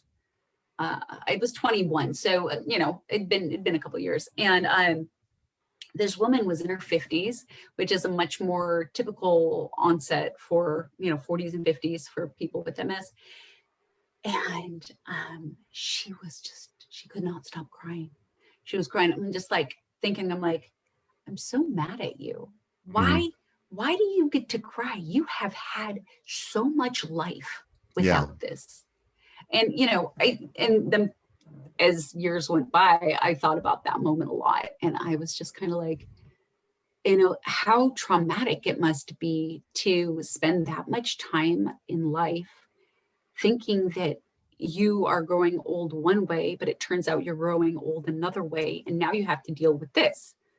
And I'm just like, I was not particular. I mean, maybe I wasn't graceful about anything. I really leaned into, I mean, I already had started this, but I really leaned into, this is my favorite term that I learned in a psychology class, and it kind of makes me sound smart, a post-adolescent identity moratorium. And I just pierced everything, right? Yeah. Shedding who I was. I still have a scar here from piercing my lip. I have a scar on my tongue. I pierced under my tongue. I pierced my note, right? You know, I remember. Yeah. And I'm just like, I am not that person anymore. I am somebody completely different. Everything needs to go away. Everybody needs to stop. You know, it was just kind of life is very different now. And that was kind of like the physical manifestation of it. And at first, you know, it was before I was diagnosed that I got my tongue pierced. And I was just like, I am hip, I'm cool. That was, you know, whatever. But the continuation of piercing, oh God. And I also got a tattoo a couple days later after I was diagnosed, literally a couple days after. Talk about things that you really should wait till your frontal cortex, your prefrontal cortex is fully developed before you make decisions. Because I will forever, because I'm not going to pay to have it removed, have void stamped on my ankle. Like, you know, you stamp an I remember that. Yeah. Yeah, I remember that very well. And I did that. I just liked the way that it looked. I was picking up a friend of mine who worked at, we're going to show our age now, worked at Blockbuster. And yeah. And while I was waiting for him to get off of work, I was just reaching behind the counter and stamping myself with all the different stamps that they had. And one of them was void. And I said, oh, I like that. And a week later, I got it tattooed on myself. I remember that. Yeah. What year was that? Oh, I'm getting a message. Hold on, from my boss. Sorry, that. He's like, get out of the office. No, it's today I took the kid, you know, the one I was talking about earlier, to get the dog bathed. And right by there, we went out to lunch, and there was a candy store, and he got Jelly Bellies. So he wants his Jelly Bellies because they're in my car. And so I have to open my car up so the kid can get to the Jelly Bellies. This is my life. What's that? He or she wants them right now, or they? Yes, he does. And he's been very patient waiting for the last couple hours to ask for the Jelly Bellies. Oh, can you open with the fob from where you're at, or do you have to go outside? I'm looking to see where my car key is, and I think it's on the table. Can I pause you for just a second? Yeah, that's fine. You can sing some hold music. La, la, la, la. Okay. I'll be right back. So everybody, here we are with Cynthia Shiraev, and we're exploring the parallels of loss. She with multiple sclerosis, and myself with Usher syndrome type 2A. And I actually had a time where I was thinking that I had multiple sclerosis, and this is really odd. I remember I was living in Central California, and I was living in the mountains, and I remember feeling, I could feel the sensation of, you know, like there's like right in your temple area, you sweat, and you can feel that drip of sweat come down like your cheek. And I remember having that sensation without, you know, having any sweat. And I remember like, what the fuck is this? And it was really odd. And I went to the doctor and explained it. And there was two things that were happening. I was very tired, and I had been bitten by a tick like a year or two before this. And so I thought it might have been Lyme disease. And so I went to the doctor, and the doctor said, well, it sounds like you might have MS. So I had to go through all these tests like this. I had to get like, what was it? Is a MRI of my brain, where they put an IV of like vegetable some kind of like, I don't know what they put in, but it's cold and it goes into your veins and then it illuminates whatever the imaging is for the MRI. And it turned out that I did not have MS, but I was worried about it. And I just, to this day, I don't know what that was, but it was a reoccurring thing that happened where I felt like I was sweating, like a drip of sweat was going down my cheek. And it wasn't. And I have no idea what the fuck it was, but yeah. So it looks like she has left the interview entirely. Nope. I think she... Sorry about that. So I was telling the story. Are you settled in? Yes. Okay. And you can tell them this desk is mechanical. Look at this. It goes up and down. very I nice. just hit a button. I was like, wait, what's going on? All right. Are you What like, were you saying?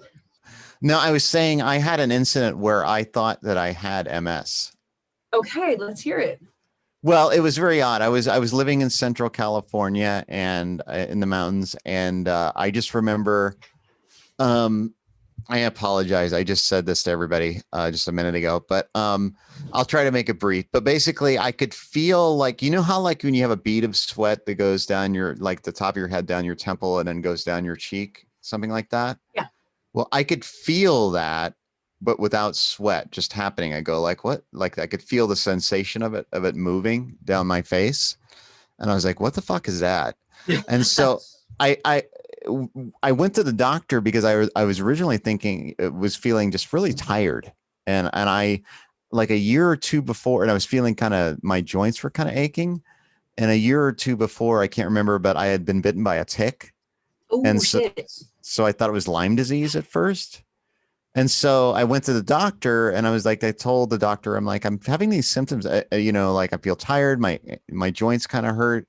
And then I have this weird thing where like this, it feels like I have a drip, a bead of sweat going down my cheek. And she was like, I think that could be MS. That's like phantom feelings. Yeah. Yeah. And so You want to know what it's like to feel like having MS, I can tell you. But anyways. yeah, you can definitely, I definitely want to, but I'll just wrap this up quick. But anyway, so I did this MRI test and I did the Lyme disease and they didn't find anything. So they didn't, I think there's scarring on the brain for MS, right? There's like, yeah. So they didn't see that. And so, but yeah, that was like, I thought about you during that time and I was like, well, if I get it, I'm going to call her and we can talk about it. And that would have absolutely been 100% fair. Yeah. Yeah. There's a lot of weird phantom feelings that like I take medicine to control some of the pain, the nerve pain, because if I don't take it, it feels like I'm walking on hot coals all the time.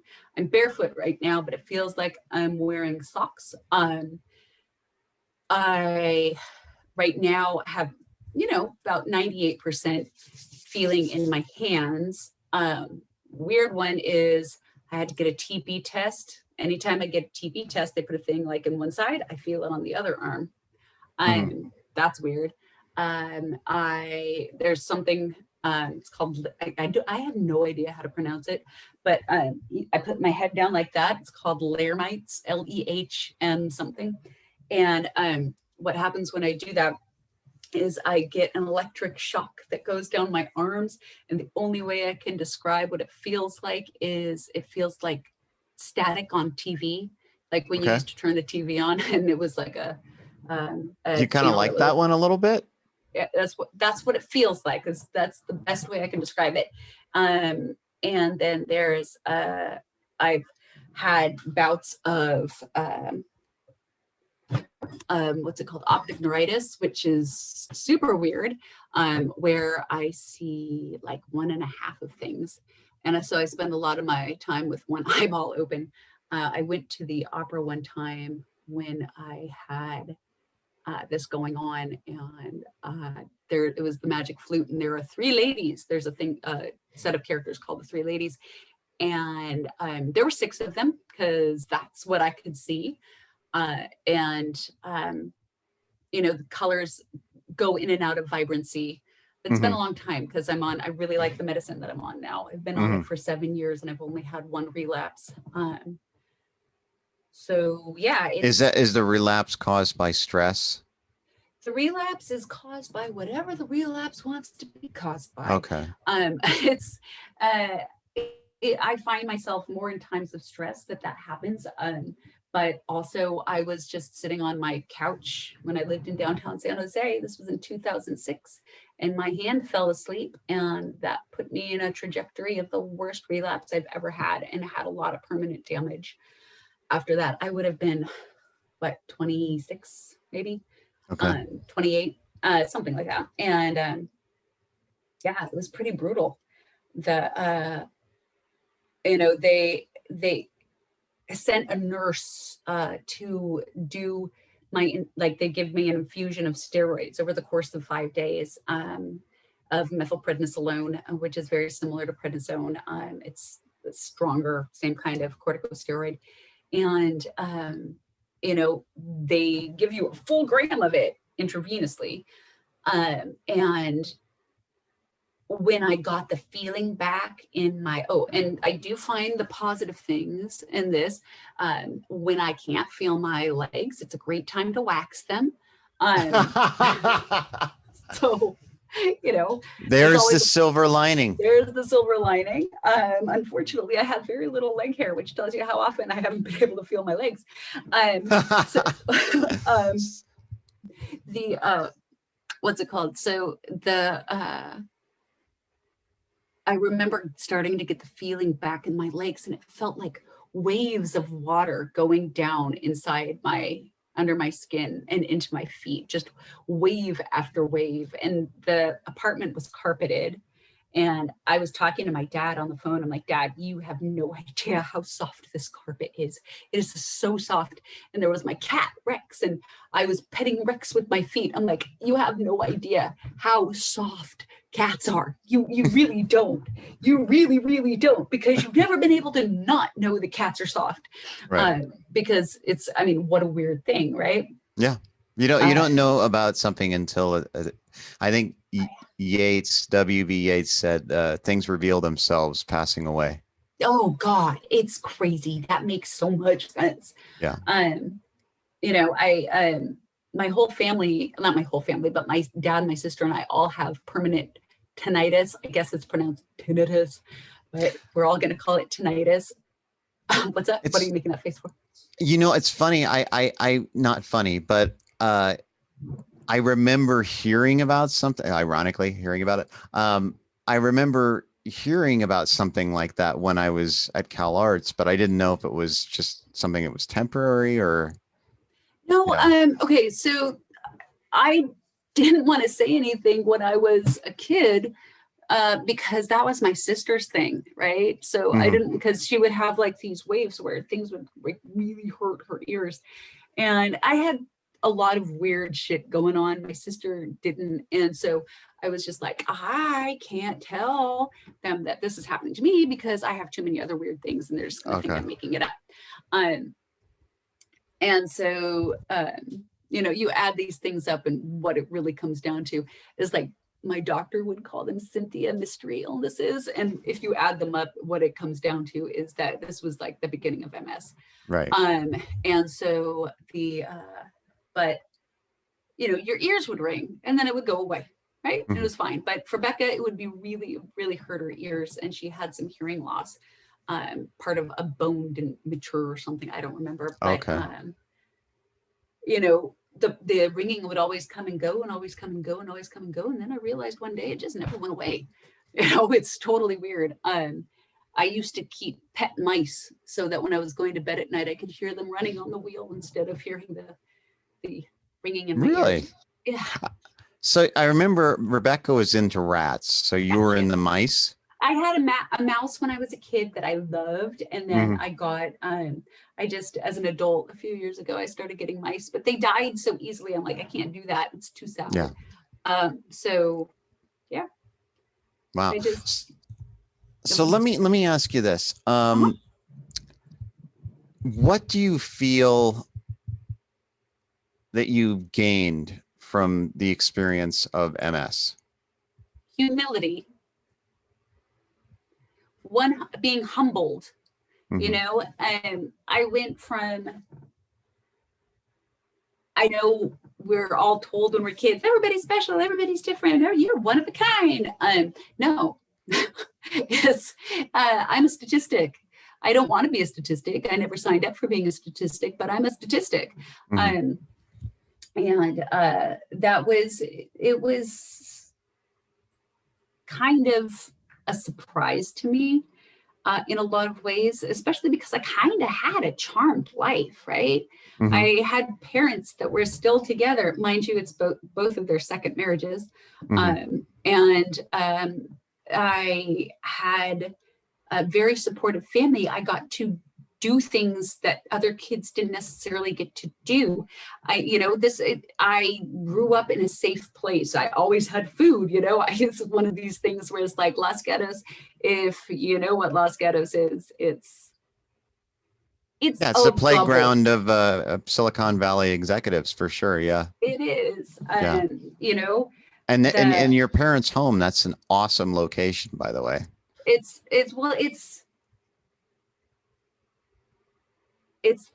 thought for a long time they were going to leave, but they're like, if we leave, we can never come back. It's too expensive.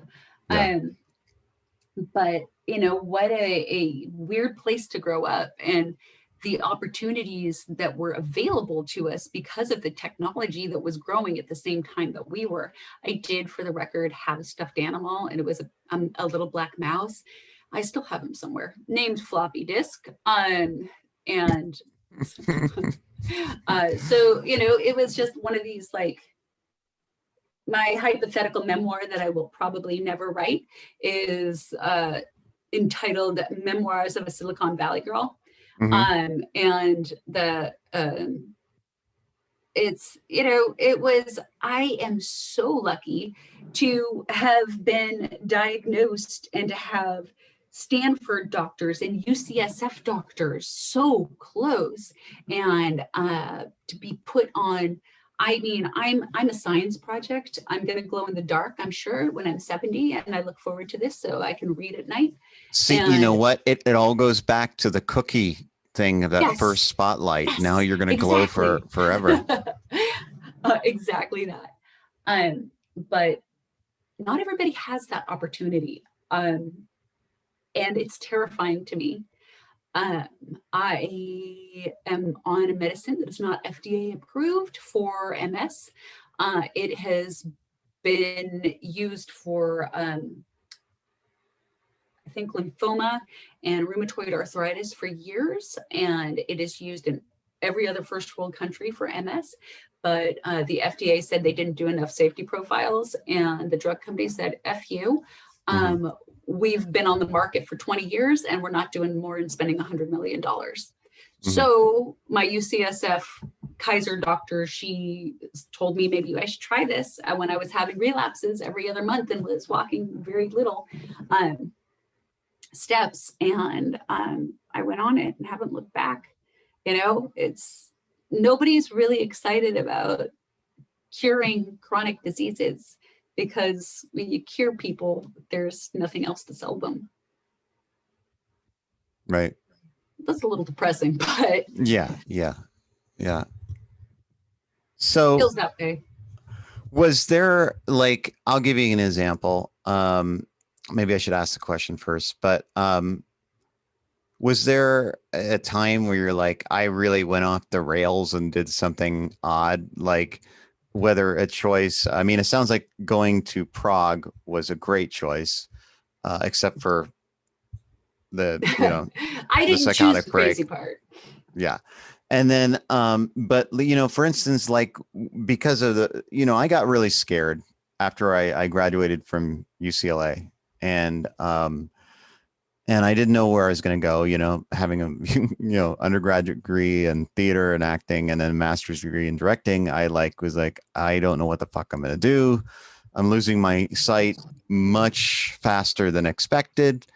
So where am I going? What am I going to do with these degrees, and how am I going to make a living? And so I went in the adult film industry, not as a performer. Remember that, Max? Max Massimo. That's right. Pirates 1 and Pirates 2. Hey, you're an award is, winner. You are I an am. award winner. I am. And so I got scared, right? You know, and that was a fear-based decision. And, you know, it's not something I'm proud of, but it is a part of my life. But, and there was a lot of sadness attached to it, the things I saw and experienced and things like that. But, was there anything that, you know, maybe I'm not saying whatever choices you made, did you feel like you went off the rails, or do you feel like you stayed pretty centered for the most part? No, I absolutely went off the rails, and I probably did that more so in ways that made it seem like I was just living life, you know. Mm-hmm. I've been married twice, divorced twice. Nothing like being 42 and having the same number of cats as you do divorces. Let's talk about that. I thought you were married once. I did not know you were married twice. Oh no, I was married a second time, and Okay. it was just great because 8 months after we were married, he says to me, I don't know that I am comfortable with the potential trajectory of your health. Really? Yeah. How's that for fun? And then he told me later that he felt bad about it, but it all came out that it turned out to be a really horrible relationship for both of us. And apparently we shouldn't have done this in the first place. And we were together for a long time. I drove his son to school for 6 years. How fun is that? But I really wanted it to work. And the farther away I get from it, the more I realize the reasons I wanted it to work are not the right reasons. You know, I didn't want to bother starting over. It was just, that's not a reason to make it work. He didn't like the way I talked or spoke. He thought I spoke too clearly. And that my grammar. Wait, he said you spoke too clearly? Yes, and that my grammar was too formal. And okay. I was like, but I work with special needs kids a lot, and I taught English to people who are foreign, and I also was on stage for a very long time. I mean, this is just the way that I talk. It's whatever. But so, you know, and it turned out, you know, these were just little things that covered up. I'm not a tidy person, so we'll just say that people get annoyed with me for that, but not, you know, it's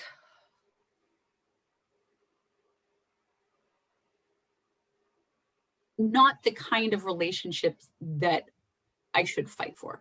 I wish him nothing but the best, mainly because I don't want to spend any energy wishing him anything else, because that's too much energy. What I really want is, excuse me, for his son to excel and do well in life. I adore him. We text every now and then. I met him when he was little, 7, and now he's going to start a senior in high school this year. So good for him. But I never should have married my first husband. It was all part of and he's a nice guy. It's all part of my computer's at a weird angle right now because this desk does strange things. But you know, it's one of these things where I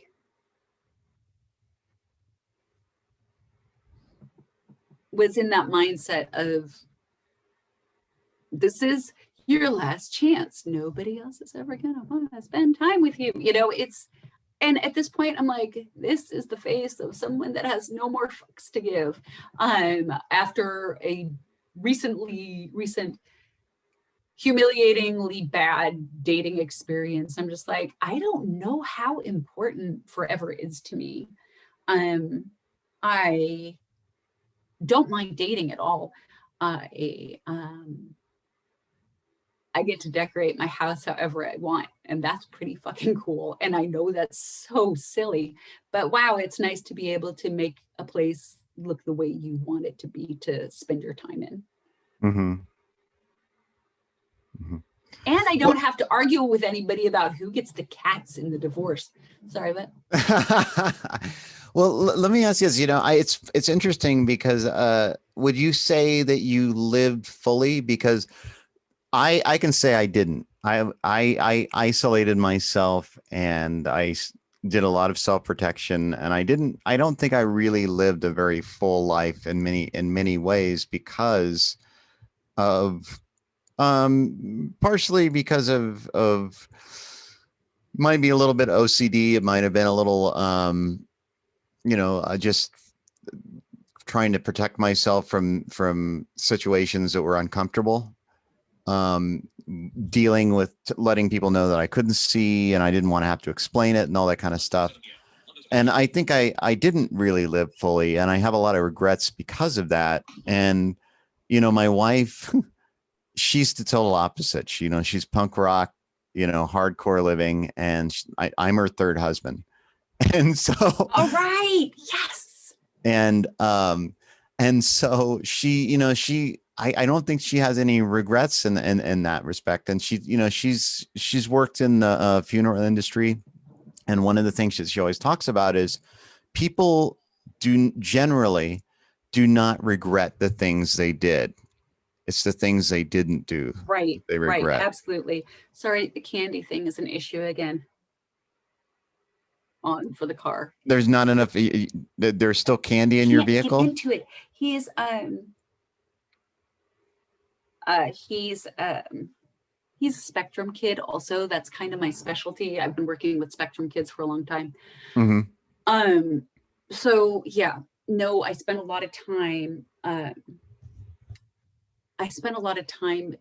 really just doing whatever I could. I would really wish I could say that I did this just because I did it, not because, oh, I might not be able to walk later. I did a marathon with Team in Training in 2001. I walked it. I've never run a mile in my life. Bad knees. But it's, I was like, I don't know if I'm going to be able to walk. So I did the Honolulu Marathon. I always had this weird thing where I'm like, what if I have a finite number of steps? Maybe I shouldn't walk too much. What if I'm going to reach that finite number of steps too soon? Do you have that app where it counts your steps? Oh, I've been wearing a Fitbit for years. Okay. So I love it. It's fantastic. Are you logging all your steps? Oh yeah, all the time. Okay. I'm wearing it right now. I wear it to bed. I wear it all the time. And I'm super proud of days where I have more steps. I got 15,000 steps one day and I was so excited. That's the most I've done. People are like, I walked 12 miles. I'm like, I walked a quarter of a mile and it wasn't overwhelming. I walked 3 miles in one day, not in one go, but in one day. And that was pretty cool. It varies on the day. So people ask me if I want to go hiking or walking on the beach. I'm like, nope, I don't. Like, I might look like I'm walking fine right now. And I can probably get to wherever I'm going, but there is no guarantee that I can get back if I've already walked a mile, Right. Right. I went walking with a couple of wonderful friends in Vasona Park recently. And this friend, Nick, he's been during COVID, he's been going for as things were getting easier, people were starting to get vaccinated. He was doing outdoor walks with friends while masked. And so I said, I really like to do that, but I need to go somewhere where I can take sitting breaks. Right. And I didn't want to tell people I worked with for a very long time. There's shirts that say, I'm not drunk, I have MS, because it can look like you're drunk. And I was walking, I worked at a company I'm not going to name. And this one guy came into the office and he was my office that I shared with the HR manager. And he was laughing and he was walking with a weird gait. And he's like, look, I'm walking like you. And the HR manager just shut that down because that's harassment. I could sue over that, but I didn't. And especially being when I was in my early 20s, I didn't want to share that with people because I knew they would judge me.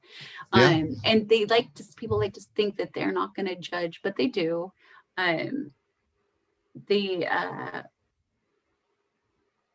what's it called? My brain is moving, trying to figure out what it was I was going to say about that. But, you know, the family that I work for now, I told them, I didn't tell them before I was hired. I told them after, like, I want to say a year or so that I was working with them, because their son was having a lot of problems. And you know, being diagnosed with cystic fibrosis at a really young age has got to be the trickiest thing in the world. Sorry, I'm still getting messages. And oh, car is still locked. I have to go and lock that car again. Hold that thought. Hold music. La la la. Okay. 2 seconds. Here we go. And so what I really want to learn about Cynthia is, you know, it's amazing to me that we have this parallel, and how we deal with these things. Are you back already? Yes, I'm just saying unlocked. Because I had to find my key last time, and this time I knew where it was. Oh, okay. So, the what's it called? You know, so I told him, because I had just, and I had to learn about what it was. I had all of these intrusive images in like the year or two after I was first diagnosed. And I learned later that that's like an anxiety thing, that it was making me focus on all of these awful images of terrible things happening to friends and friends' kids and all of this terrible stuff. And what it was distracting me from thinking about what was actually going on with my MS and what that meant for my life. And what that meant. Was I going to have children? Was I going to have a family? Was I going to have a husband? Turns out I didn't want children, which is a good thing. But you know, it really distracted me from dealing with a lot of the emotions that come along with the grieving process of saying goodbye to the life you thought you were going to have, you know? And that is, it's such a strange thing. And it always felt, it always just was, I was good at distracting myself with a lot of things, like, you know, continuing to do the piercing stuff and just showing not enough fear in certain situations, you know what I mean? Mm-hmm. And just being too okay with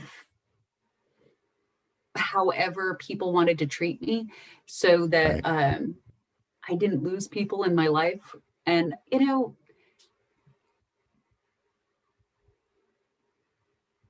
I'm allowed to be a little pickier about how I'm treated. I've learned that. But I also have to hold that up on my end and treat people kindly as well.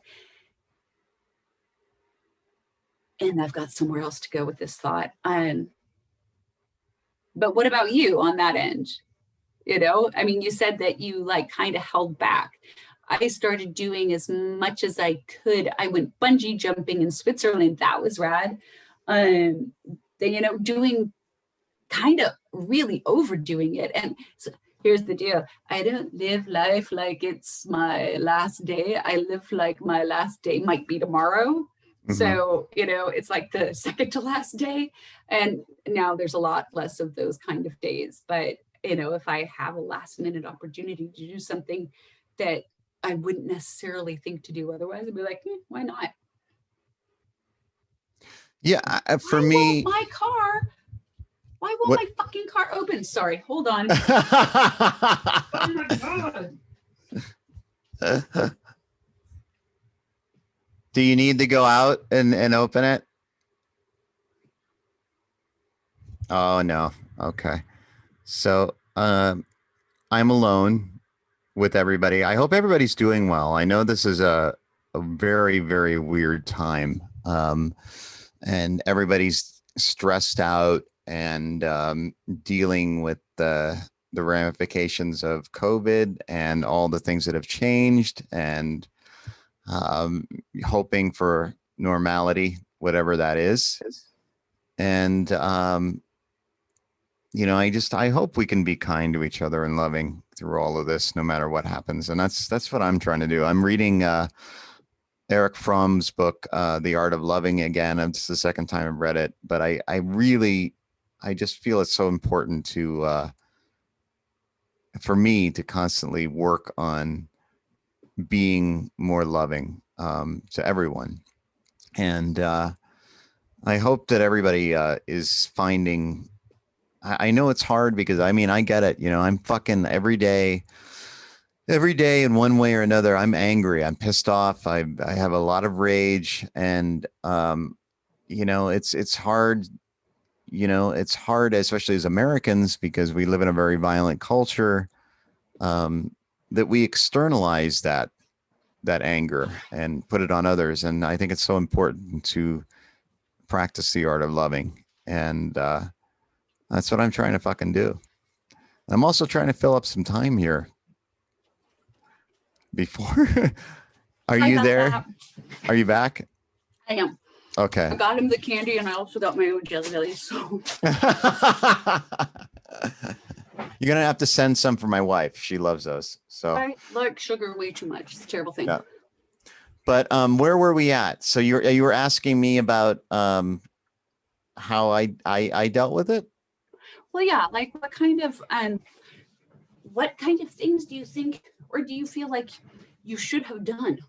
Well, I mean, I've talked about this here, but I'll try to be brief as possible. But I think I should have stayed in doing acting and theater and directing and performing. And I always wanted to do comedy as well, and stand-up comedy, that is. And I think I could have still done it. I just would have had to done it differently than everybody else. And I think that I really had a lot of, you know, I had a lot of privilege to be able to do it. And I think that had I just had a different perception of myself that wasn't so able-bodied, because I felt like I think I had to do things a very certain way to do them.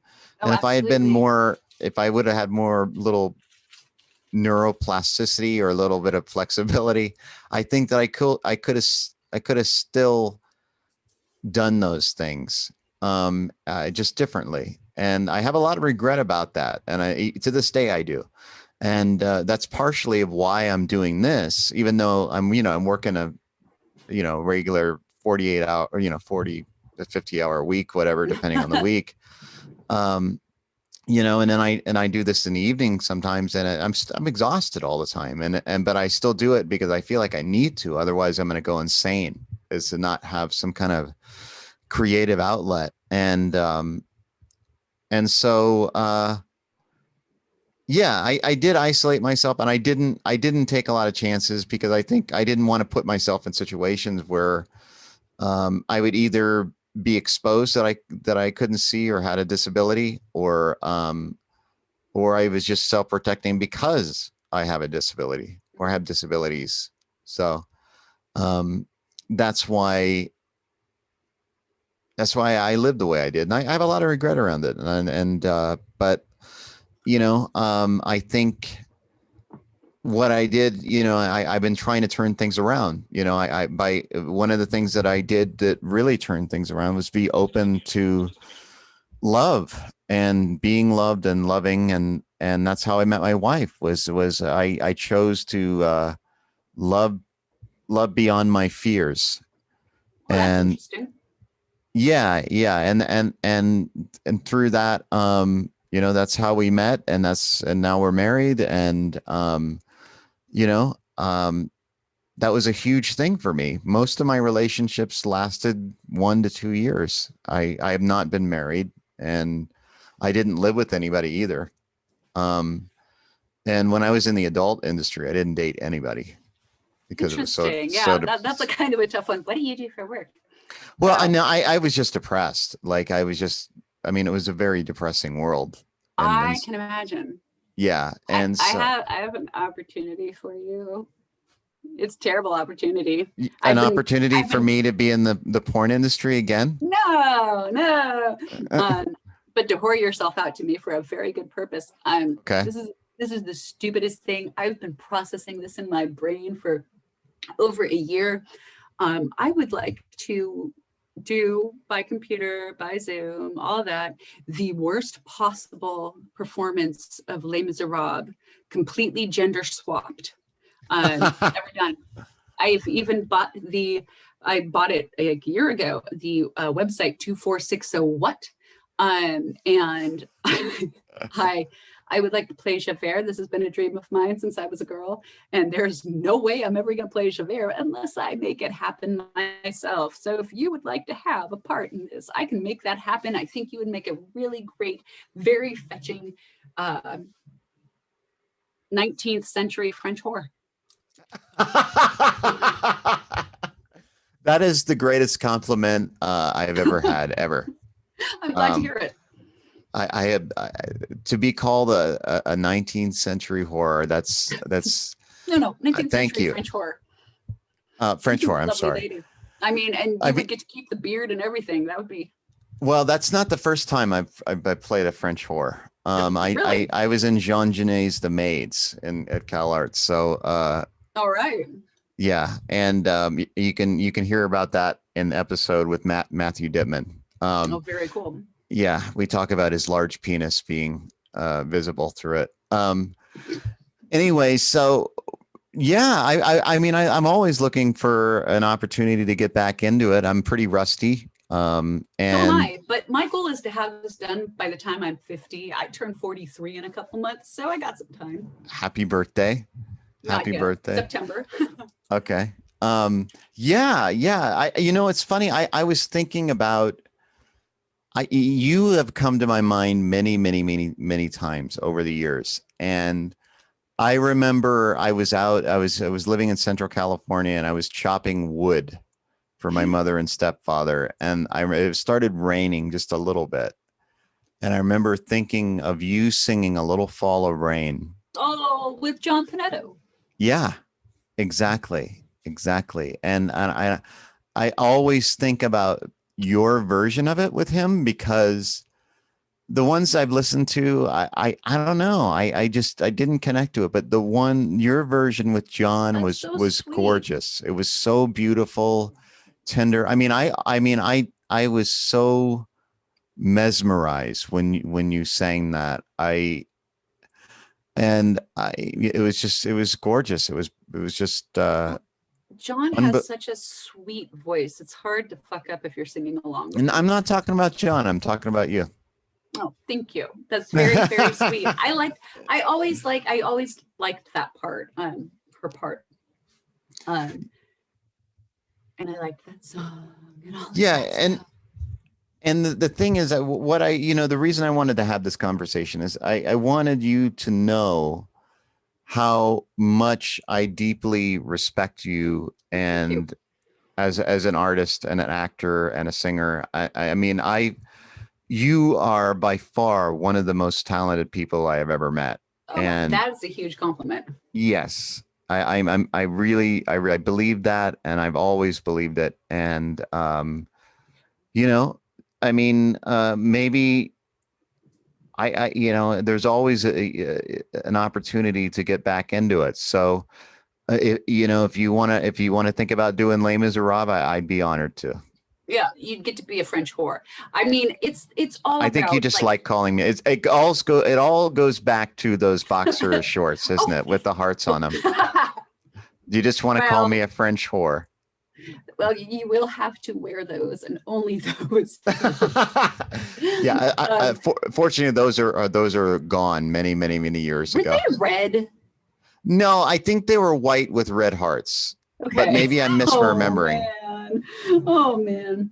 Just a spoiler alert, I've already pulled in some familiar names that you might remember into and I don't know if they'll do it. I asked them ages ago, but Josh Russell's in for Eponine, and Josh Rao is in for Madame Thénardier. He's in what? He's going to be Madame Thénardier. I used to dream that I would meet a prince in Les Mis. Oh, okay. So you already asked him? Oh, I've been asking people for a year. Really? Oh yeah. How is Josh doing? I haven't talked to him in a long time. Which one? Both of them. I know very little about Josh Rao other than that he has a kid, and Josh Russell works in for Evergreen College in San Jose, and he has really cool socks and likes horror movies. Okay. Yeah, he's got. And two he kids. was very funny. I remember Josh Russell had a He great is sense of very humor. funny. Yeah, he does have a good sense of humor. But listen, we should definitely reconnect and do this again. Is there anything that you feel like that you haven't said that you want to say right now? I feel like we still have 10 more years of catching up to do. Yeah, we probably do, but we can make this a 2-part thing. That's fine. And I also think that if you're interested, you know, I don't know if you remember my friend Alicia, because when you were at Los Gatos, she had left already, I believe. And but she came to all of our shows because she would always come back from Sacramento to see me in my shows. Mhm. And so she's seen you. But she is a director. She's Tony Panighetti's ex-girlfriend from like when he was 15 and she was 13. Yeah. Really? Now, yeah. now it's all coming back to me a little bit. Yeah.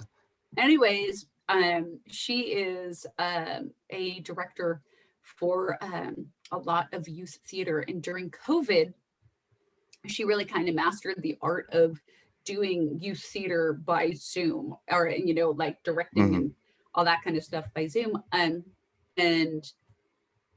you know, if you're interested, maybe you and I should look at some scripts and do some back and forth stuff. It might be a fun thing. Absolutely. Yeah, I would definitely be interested, and it would be an honor and a pleasure. It's been a long time, and I still have a lot of regret that we did not get to do Funny There's, Girl you together. know, I'm very Mrs. Pleasant. I understood why you made the choice of making it the double cast, but it could have been extremely powerful with both of us, and I that. think so too. I was Yeah. The one thing I was glad about was that I thought it would be really awkward to kiss you because we were friends, and the other guy was like, he'd already made out with all my friends, and you know, it was Right. one of the things where it's like, eh, whatever. I was just like, but it's Brian. And so, but no, that was really too bad. It definitely was. And I came back to see the show the next year, and I went, he looks like a professional, because I was in college at that point, and I was like, you look like a professional up there. You know, everybody else looked like they were kids, and you looked like a professional. Well, I appreciate it, and I always, you know, I in terms of acting ability, I always felt that you were way more advanced than I was at that point, and I was always, you know, impressed and like just in awe of what you did. It was I've really lost my ability to cry on cue, but I can still make my lip tremble. So there's that. trembling. That's very important, but I think you could find it. I know that I'm much more connected to my emotions than I was back then, and I think I sing maybe a little bit better because I'm not as tense. I think one of the problems, the reason I had issues singing, is I was so fucking stressed out and like tense in my throat that and nervous that I couldn't get the air out. But and speaking of that, if you watch the it's one of the choruses, the Bruno, what were they called? Like Bruno's Stairway to the Stars. Yeah, And then yeah. there was another one that she did the next year, and I did like one song in Right. because I was away. But one of them, you can hear my voice crack. Oh no. Yeah, it's like I don't Was think that you the can hear. wow, wow, wow, wow, wow? I don't know if Everybody's I don't know if it was that one. I think it was the wink and the smile, or no, one of a. Oh, what, that was so good. I don't remember what it was, but it was one of the. Maybe it was another one, but I don't think you can hear it, but you see it on the video. My face go, oh, what the fuck was that? and yeah, but I'm giving you all these gems of embarrassment And I have the gem of you holding the red underwear up to your pelvic region while your mother smiles in the foreground. Oh, that makes me uncomfortable right now. I asked my mom to try and find, I'm talking with my mouth full of jelly bellies right now. I asked my mom to try and find that picture for me, but I will not be able to see it ever. But I can, okay. You can describe it. No, I can make it, you know, I can have it etched onto leather for you and you can feel it. Okay. Not awkward at all. Well, thank you. Or you can have it carved in wood and it has a tactile sense. Oh, that would be great. Totally Yeah. 3D, totally dimensional. Like make it a walk through, what's it called? Art installation where you can feel your mom's face and her looking beautiful. All right, that's weird. Feeling my mom's face. All right. All right. Oh, stop. All right. Anyway, thank you so much for spending this time with me and sharing all that is alive within you. I deeply appreciate it. And once again, I'm in awe of you. Always have You're been. really kind. And please let your family know that I love them very much. I miss them all very much, and send them my best. And yeah, let's continue the conversation soon, and definitely stay connected with me and let me know. You know, I would love to work with you again. I concur. I think that'd be a great thing. All right. Okay. Well, now we're going to have our, is there anything, by the way, is there anything you're doing or working on that you'd like to share? Website or anything like that? I wish I had anything to share other than I update my boss's website, but no, right now I'm trying to figure out how to decorate I have a weird bar thing in my house and I'm trying to figure out how to decorate it, and I'm going to be posting that on social media, and I'm hoping to find some ostrich embossed blue vinyl so that I can cover the bar in that, because now when you say bar, you mean like liquor? Yeah, it's like there's a dining room and then there's a kitchen, and in between it, there's a bar. It's not even a breakfast area; it's a bar. It's the house is very 1970s, and it's very poorly constructed. Mm-hmm. And so the only thing you can do is just kind of be like, I'm going to turn this into something a little less hideous. And so I'm thinking blue ostrich vinyl that then goes up to like these starbursty things. And no, are you going to make a website of this bar? Well, I'm going to put it up on like Instagram and stuff like that. Okay. Because I mean, it's so unspectacular right now. When I first moved in there years ago, and then I moved out and moved back in, but I covered it up with other fabric, and then somebody else that lived there took it all down and just left it as not just plywood. It's a mess, and I'm going to turn it into a beautiful mess, and I'm fine with that. Okay, everybody. So you will get to see Cynthia's beautiful mess soon on Instagram, and if you want, I can post your Instagram on the show description. Sure, it's Cincy. It's what my German aunt called me when I was a kid. Okay, can you send it to me so that I could? Yeah, because I'll probably fuck it up. It's and then mostly my cats. Okay. All right. All right. So if you want to see Cynthia, her bar, the transformation of the bar into a beautiful mess, or her cats, what is the Instagram? Cincy. I think it's CYNNCIE. Okay. I'm checking that right now. Okay. I'm so bad at this. Send it to me so I have it correct. All right, everybody. This was The Blind Man in Black. I want to apologize to everybody. This has been an odd day, and I'm sorry about the audio. That is a first. Then it's also my first that I was 5 minutes late. I have not been late. I had to restart my router, so I appreciate your patience, Cynthia. And I had to keep going out to my car. Yeah. And that's okay. That's all right. But everybody, this is The Blind Man in Black. I am your host, Brian Snyder. If you like the show, please rate, subscribe, review. Also, if you want to see my wife and I being awkward and doing stuff on what the hell is it? TikTok. You can go to the Exhausting Snyders. That's a good name.